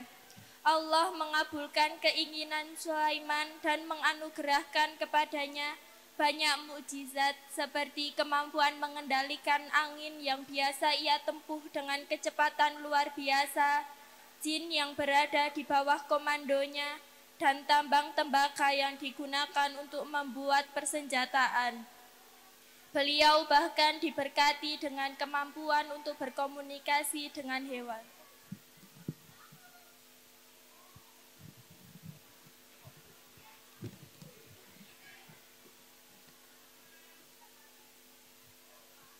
Nabi Sulaiman dan batalionnya yang terdiri dari manusia, jin, dan burung datang ke lembah semut. Dan Ratu Semut berkata, "Hai semut, masuklah kau ke tempat tinggalmu, agar kamu tidak dihancurkan oleh Sulaiman dan tentaranya, sementara mereka tidak menyadarinya." Mendengar hal itu, Nabi Sulaiman tersenyum geli.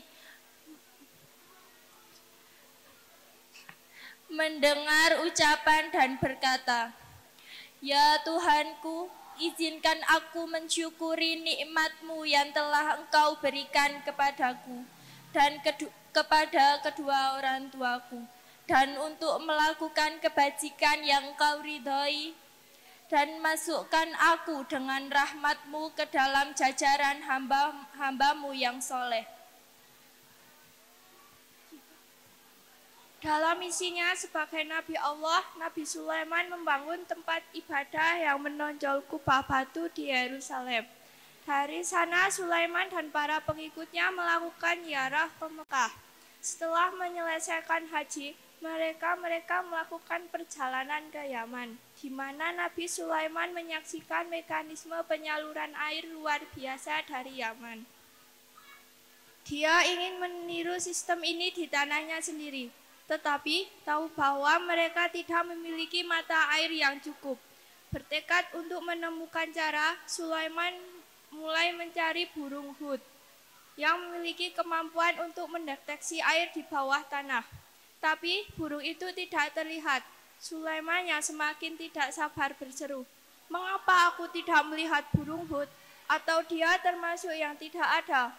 Aku pasti akan menghukumnya dengan sisaan yang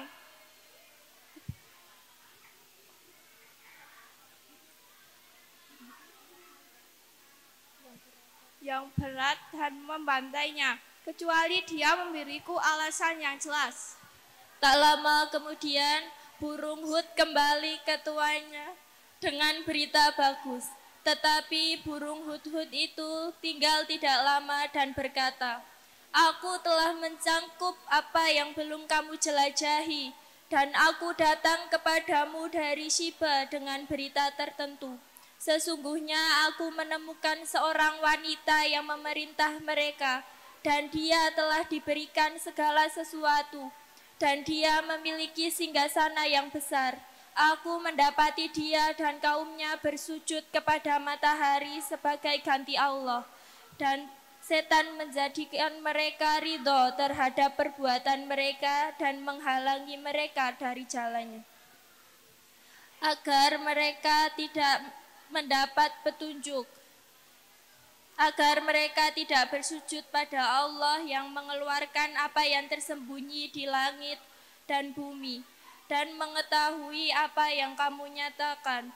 Allah tidak ada Tuhan selain Dia, Tuhan Arsy yang Agung." Nabi Sulaiman berkata, "Kami akan melihat apakah kamu benar atau termasuk pendusta. Ambillah suratku ini dan kirimkan kepada mereka. Kemudian tinggalkan mereka, kembalikan." Surah An-Naml ayat 27 dan 28. Burung hut terbang kembali ke istana Bilqis dan menjatuhkan surat Sulaiman di hadapannya.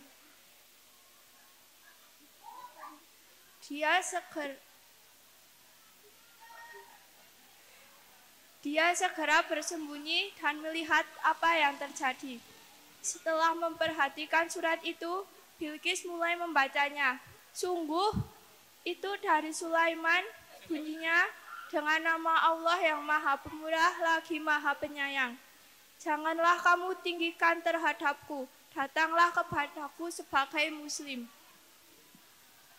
Bilqis segera memanggil para pemimpinnya dan meminta nasihat mereka. Mereka menjawab, "Kami memiliki kekuatan besar dan kemampuan hebat untuk berperang, tetapi Andalah yang harus memerintah, jadi pikirkan apa yang kamu perintahkan. Bilqis bagaimanapun tidak mendukung perang karena mereka tidak mengetahui jumlah pasukan Sulaiman.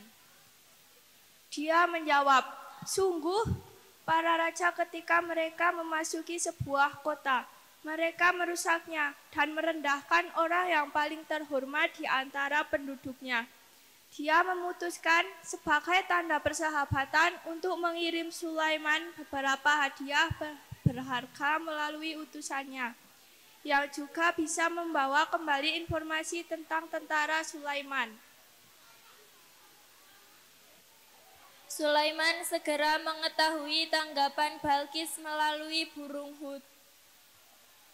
Dia kemudian memutuskan untuk menunjukkan kekuatan pasukan kepada utusannya.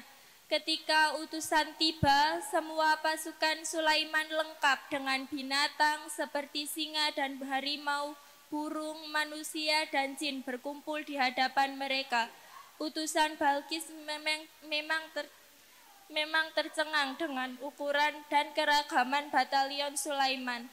Kekuatan yang tak tertandingi sangat menonjol. Para utusan dengan penuh semangat mempersembahkan hadiah Bilqis kepada Sulaiman dengan janji persahabatan.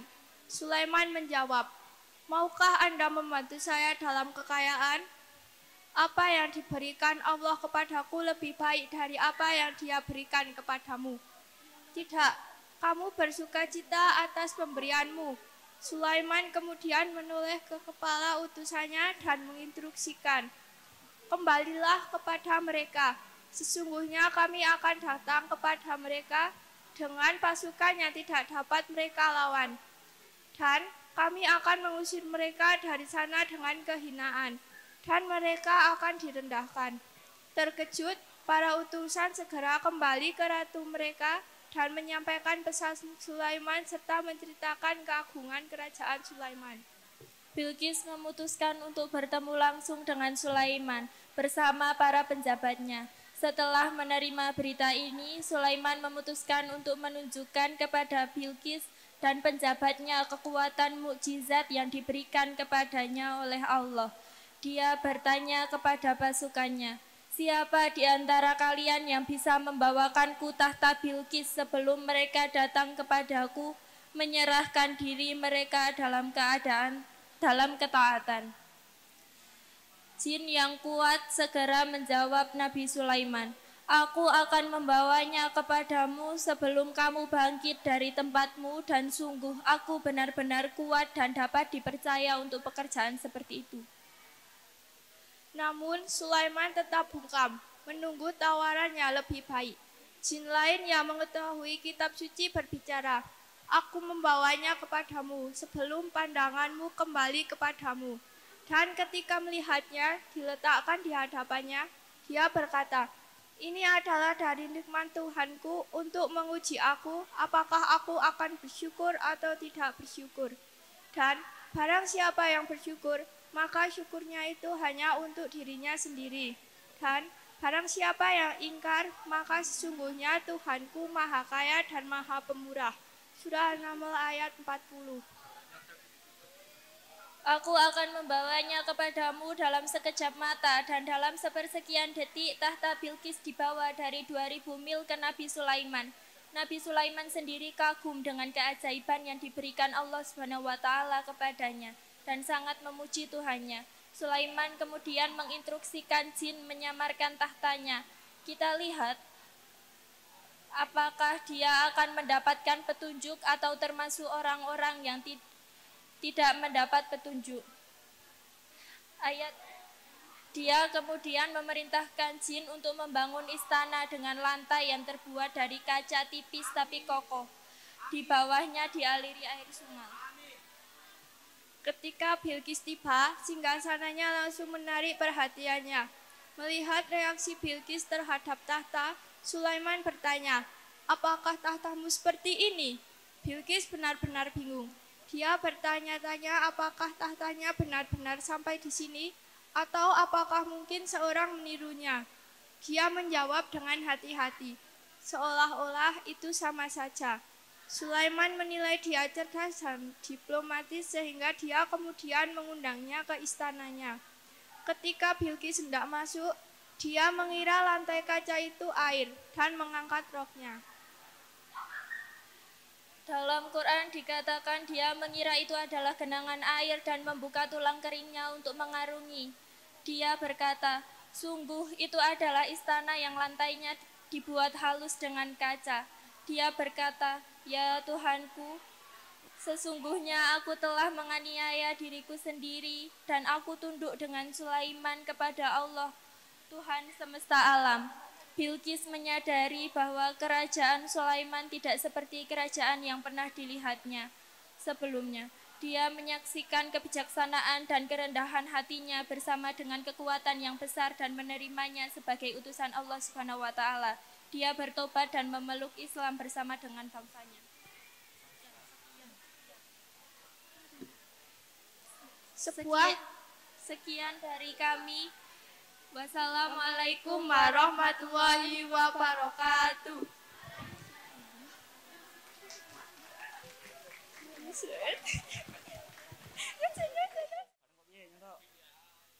Assalamualaikum warahmatullahi wabarakatuh.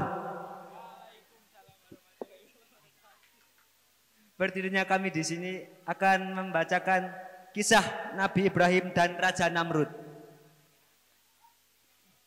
Pada zaman dahulu kala, di sebuah kerajaan yang bernama Babilonia, hiduplah seorang raja yang bernama Namrud. Raja Namrud adalah seorang raja yang mempunyai banyak patung. Berhala-berhala itu disembah dan dijadikan Tuhan oleh sang raja dan pengikutnya. Di negeri itu pula lah Allah mengutus seorang nabi yang cerdas, yaitu Nabi Ibrahim alaihissalam, untuk membimbing mereka ke jalan yang benar. Akan tetapi, bagaimanakah Nabi Ibrahim alaihissalam selanjutnya dalam menghadapi raja? Berhasilkah? Pada malam yang sepi, di mana orang-orang sedang tidur lelap, Nabi Ibrahim datang ke tempat mereka menyembah patung-patung itu. Lalu apa yang dikerjakan Nabi Ibrahim? Keesokan harinya, pagi-pagi yang cerah, Raja Namrud berangkat ke tempat persembahannya.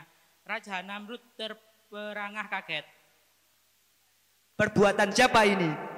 Tuhan, ini pasti perbuatan Ibrahim. Tangkap dia, bawa dia ke sini. Baik Tuhan.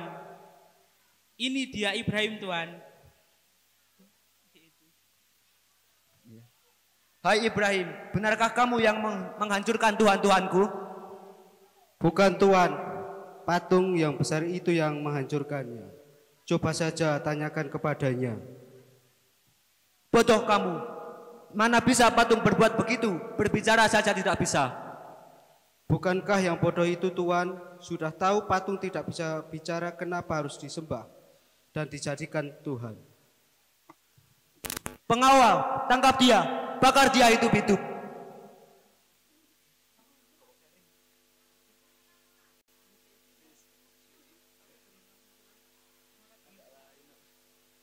Maka dinginlah api sehingga Nabi Ibrahim tidak terbakar. Orang-orang yang melihatnya kagum dan berkata,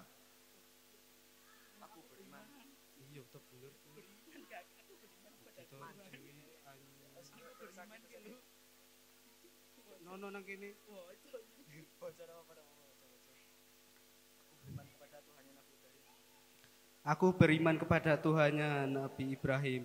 Aku beriman kepada Tuhannya Nabi Ibrahim. Aku beriman kepada Tuhannya Nabi Ibrahim. Masukkan mereka dalam api. Masukkan mereka ke dalam api. Allah, Allah, Allah, Tuhannya Ibrahim.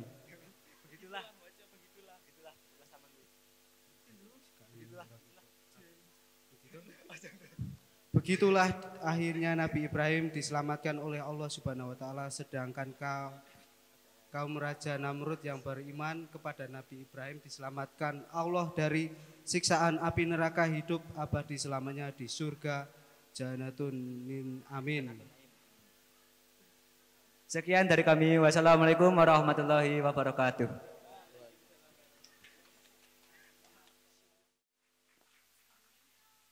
Assalamualaikum warahmatullahi wabarakatuh. Kepada Bapak Kepala Sekolah SMK Negeri Jumo yang terhormat, Dewan Juri yang kami hormati, Bapak Ibu Guru SMK Negeri Jumo yang kami hormati, tidak lupa juga teman-teman sekalian yang kami cintai dan kami banggakan. Kesempatan kali ini, izinkan kami untuk menceritakan tentang kisah Nabi Muhammad SAW bersama pengemis buta Yahudi.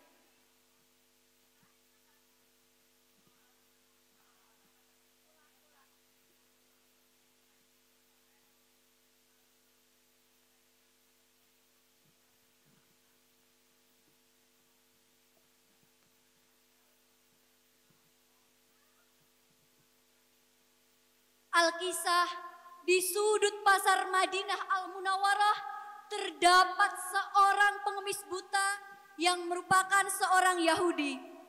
Dia hidup seorang diri tetapi sangat membenci Rasulullah SAW. Wahai saudaraku, jangan sekalipun kau dekati Muhammad. Muhammad itu seorang penyihir. Dia gila. Dia adalah pembohong.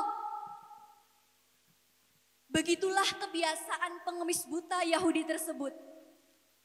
Setiap hari dia selalu mengatakan kepada orang-orang yang menghampirinya bahwa Nabi Muhammad SAW adalah orang gila dan selalu mencelanya.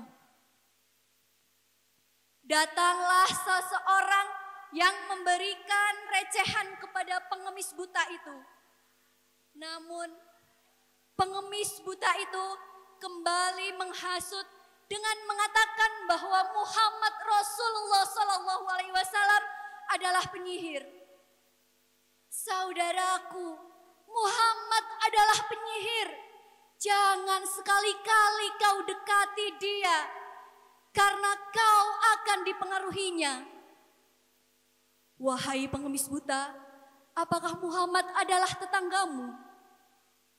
Tidak, tapi aku mendengar dari seseorang bahwa Muhammad adalah orang gila dan pembohong.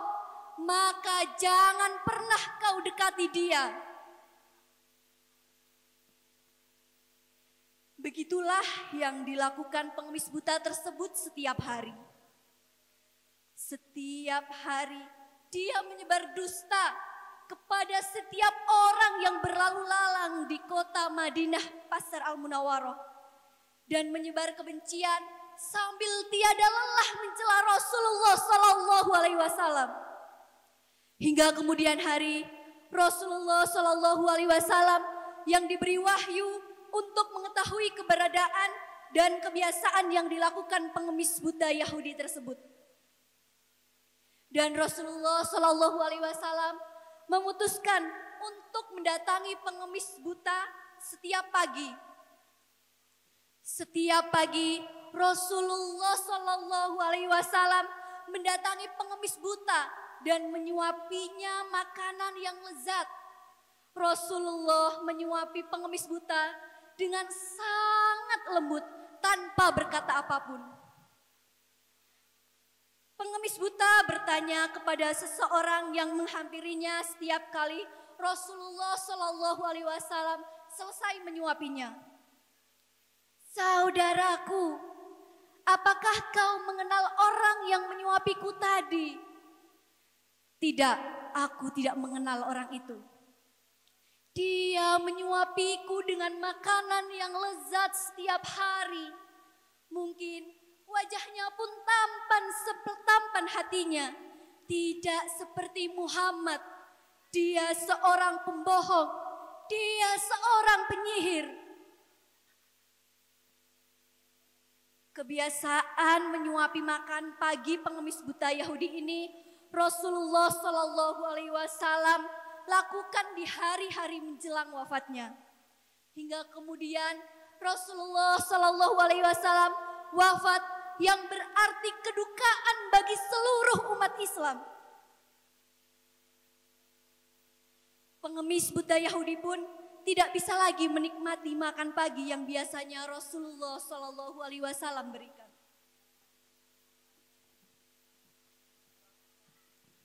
Suatu hari Rasulullah Shallallahu Alaihi Wasallam sekaligus mertuanya Abu Bakar radhiyallahu an mengunjungi Aisyah radhiyallahu an.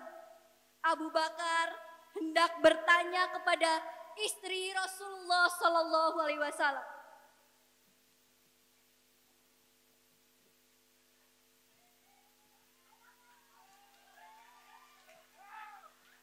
Ya Aisyah anakku,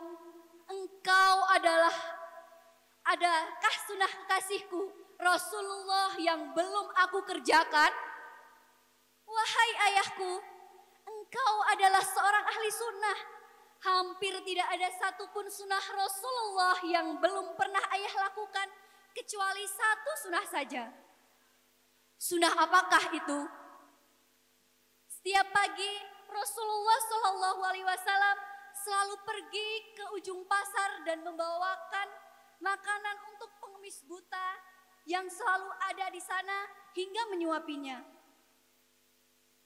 Abu Bakar radhiyallahu an pun mulai menyuapi pengemis buta Yahudi, kemudian mengikuti sunnah Rasulullah. Pengemis buta.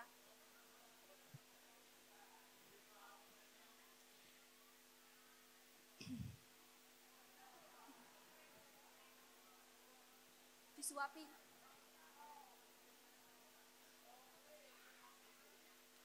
Menyuapi. Pengemis buta marah saat Abu Bakar menyuapinya. Siapa kamu? Aku orang yang biasa menyuapimu. Bukan, kau bukan orang itu. Ia datang kepadaku sambil lebih dulu menuntun tanganku untuk memegang tangan kanannya, sehingga aku tahu kapan aku harus membuka mulut. Orang itu menyuapiku, tapi makanan itu selalu dihaluskan terlebih dulu dengan membantu mengunyahnya, sehingga aku mudah mengunyahnya. Abu Bakar radhiyallahu an pun semakin terharu dengan cerita itu, hingga kemudian menangis. Aku memang bukan orang itu, aku hanyalah sahabatnya. Lalu di manakah dia? Siapa namanya? Orang mulia itu telah tiada. Dia adalah Muhammad Rasulullah Sallallahu Alaihi Wasallam. Pengemis buta pun terkejut bukan main.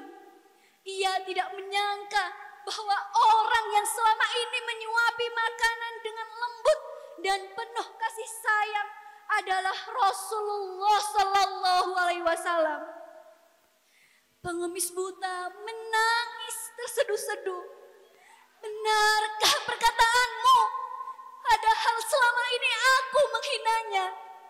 Mengatakan bahwa Muhammad adalah seorang pembohong dan seorang penyihir. Benar, Rasulullah Sallallahu Alaihi Wasallam yang selalu menyuapimu. Aku menyesal telah menghina Muhammad yang ternyata penuh kasih sayang kepadaku. Tak pernah sedikit pun berkata kasar padaku. Padahal aku melecehkan dan menghinanya di depannya langsung.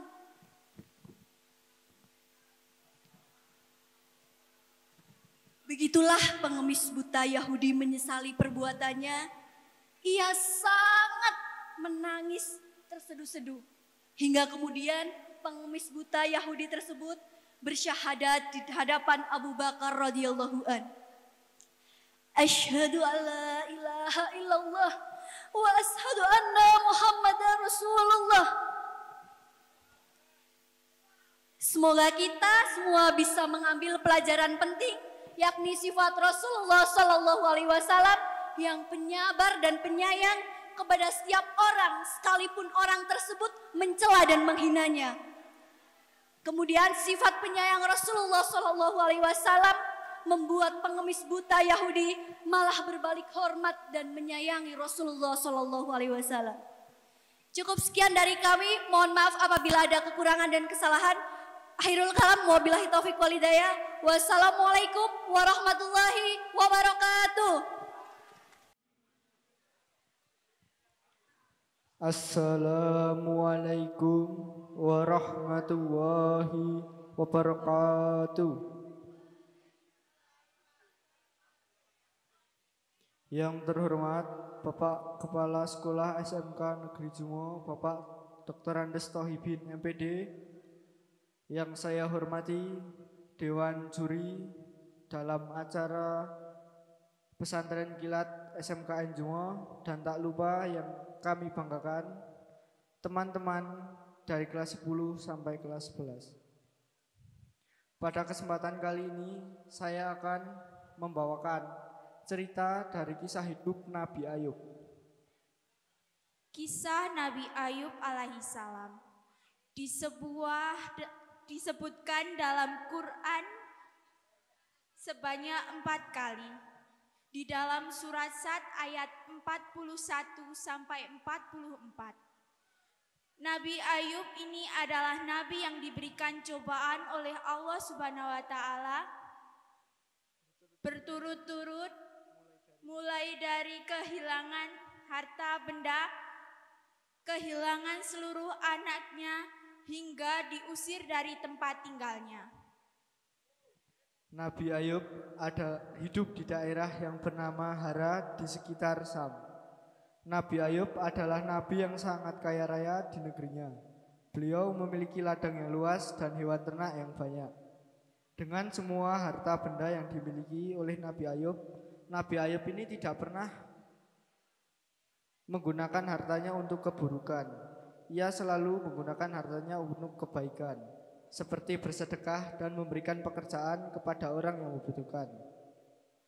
20 tahun berlalu, Allah memberikan cobaan kepada Nabi Ayub. Yang pertama adalah dengan cara mematikan semua tanaman dan hewan ternaknya dengan hama penyakit tanpa menyisakan satu pun.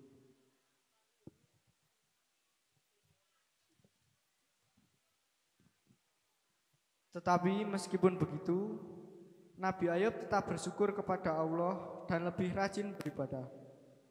Setelah itu, Nabi Ayub diberikan cobaan yang kedua dengan cara 12 anaknya meninggal dunia. Tetapi beliau tetap bersyukur kepada Allah dan menambah keimanannya sembari menghibur istrinya. Wahai istriku, janganlah kita terus berlarut-larut dalam kesedihan. Semua harta yang kita miliki adalah pemberian dari Allah Subhanahu wa taala dan waktunya akan kembali kepadanya. Iya suamiku, terima kasih sudah mengingatkanku. Pada suatu hari, ketika Nabi Ayub bangun tidur, tiba-tiba seluruh tubuh Nabi Ayub dipenuhi luka yang tidak sedap dipandang mata. Meskipun begitu, ia tetap bersyukur dan pasrah kepada Allah. Ya Allah, ya Rabbi, jika ini adalah ujian darimu, aku ikhlas menerimanya dengan setulus hati. Hari demi hari berlalu, penyakit Nabi Ayub semakin parah sampai-sampai ia tidak bisa beraktivitas. Dan ia pun diusir oleh penduduk di daerah itu karena takut menyebarkan penyakitnya.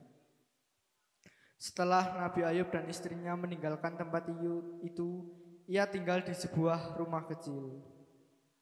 18 tahun berlalu, usia Nabi Ayub semakin bertambah dan penyakitnya pun semakin parah sampai-sampai ia tidak bisa beraktivitas setiap hari. Nabi Ayub selalu bersabar dan berikhtiar sampai semua hartanya habis. Wahai suamiku, engkau adalah Nabi Allah. Pasti Allah akan mengabulkan doamu jika engkau meminta kesembuhan. Maafkan Abu jika lancang. Wahai Rahmah istriku, ingatlah, kau berapa tahun kita hidup dalam kemewahan? Kurang lebih 20 tahun, wahai suamiku. Sebenarnya aku malu terhadap Allah. Kita ini baru diuji olehnya kurang dari 20 tahun, tetapi kita sudah mengeluh seperti ini.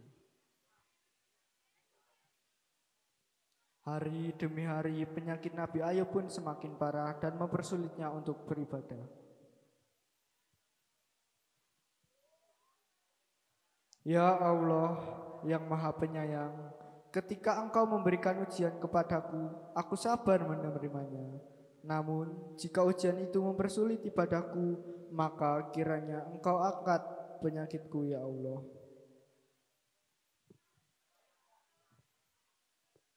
Seketika itu terdengar suara dari langit yang berkata, "Hentakanlah kakimu, inilah air yang sejuk untukmu mandi dan minum." Saat mendengar suara itu, Nabi Ayub pun bangkit dari tempat tidur dan menghentakkan kakinya. Tak terduga muncul sumber air yang bersih dan putih. Kemudian beliau gunakan air itu untuk mandi dan minum. Seketika itu hilanglah seluruh penyakit dari Nabi Ayub.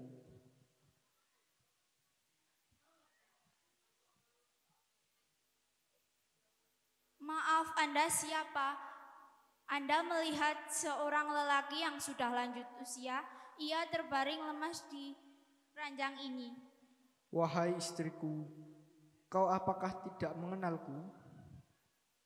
Engkau Ayub suamiku? Benar istriku, aku Ayub suamimu. Allah telah menghilangkan penyakitku dan mengembalikan tubuh dan parasku seperti dulu. Alhamdulillahirabbil alamin. Terima kasih ya Allah. Keesokan harinya, berita tentang kesembuhan Nabi Ayub pun sampai ke orang-orang. Lalu orang-orang tersebut datang dan membawakan hadiah kepada Nabi Ayub. Dan Allah memberikan kekayaan yang lebih dari sebelumnya. Terima kasih. Wassalamualaikum warahmatullahi wabarakatuh. Assalamualaikum warahmatullahi wabarakatuh.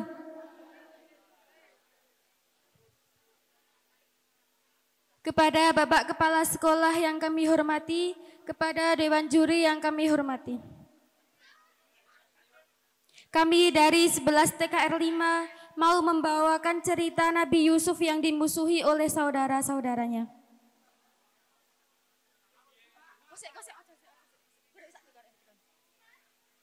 Nabi Yusuf adalah anak dari Nabi Yakub dan istrinya yang bernama Rahil. Ia merupakan anak ketujuh dari 12 bersaudara. Saat ia masih anak-anak, sang ibu meninggal dunia.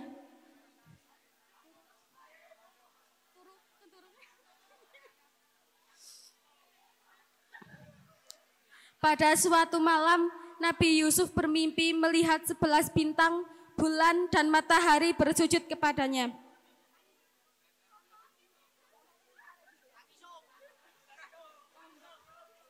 Lantas Nabi Yusuf menceritakan mimpi tersebut kepada ayahnya.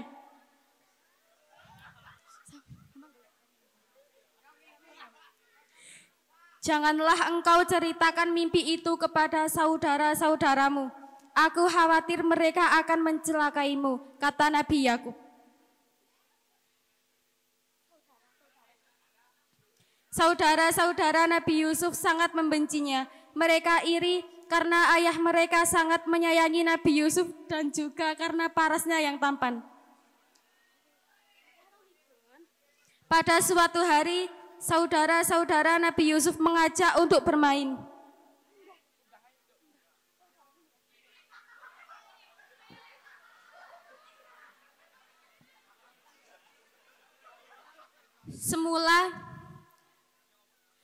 Semula Nabi Yakub enggan memberi izin, namun karena terus didesak,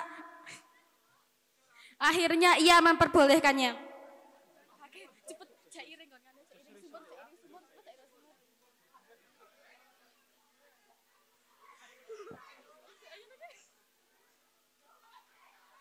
Sesampainya mereka di suatu tempat,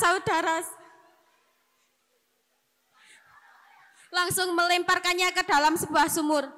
Sebelum itu, mereka melepas pakaian Nabi Yusuf dan melumuri tubuhnya dengan darah hewan.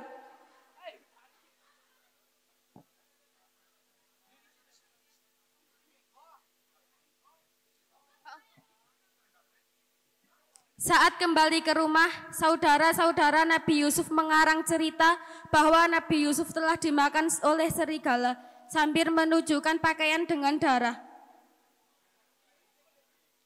Mendengar hal tersebut, Nabi Ayub merasa sangat sedih. Ia terus sampai membuat matanya buta.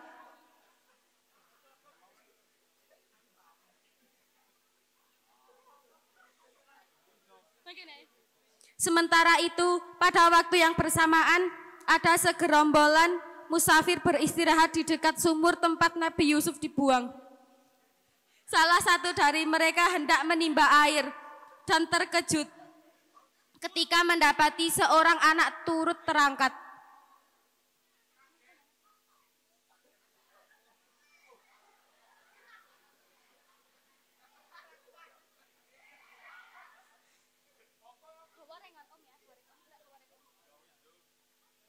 Nabi Yusuf kemudian dibawa dan dijadikan budak di rumah seorang pejabat bernama Kitfir.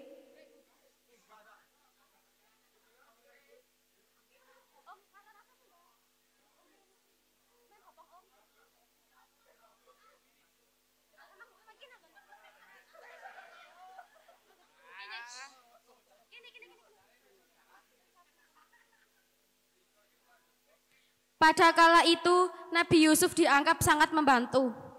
Ia kemudian diangkat menjadi pejabat kerajaan.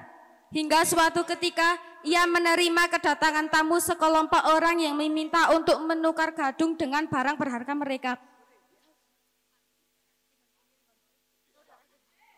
Ternyata orang-orang tersebut adalah saudara-saudara Nabi Yusuf yang dulu pernah meninggalkannya di dalam sumur. Mengetahui hal tersebut, Nabi Yusuf sama sekali tidak menaruh dendam atau benci. Ia malah memaafkan dengan ikhlas saudara-saudaranya. Para saudaranya meminta maaf atas kesalahan yang dulu pernah mereka lakukan. Akhirnya, Nabi Yusuf dapat berkumpul kembali dengan seluruh keluarganya. Dari cerita ini, dapat disimpulkan bahwa kita tidak boleh iri dan dengki terhadap saudara maupun orang lain. Karena itu akan menyebabkan kerugian di hidup kita maupun orang lain. Sekian dari kami akhiri. Wabillahi taufiq wal hidayah. Wassalamualaikum warahmatullahi wabarakatuh.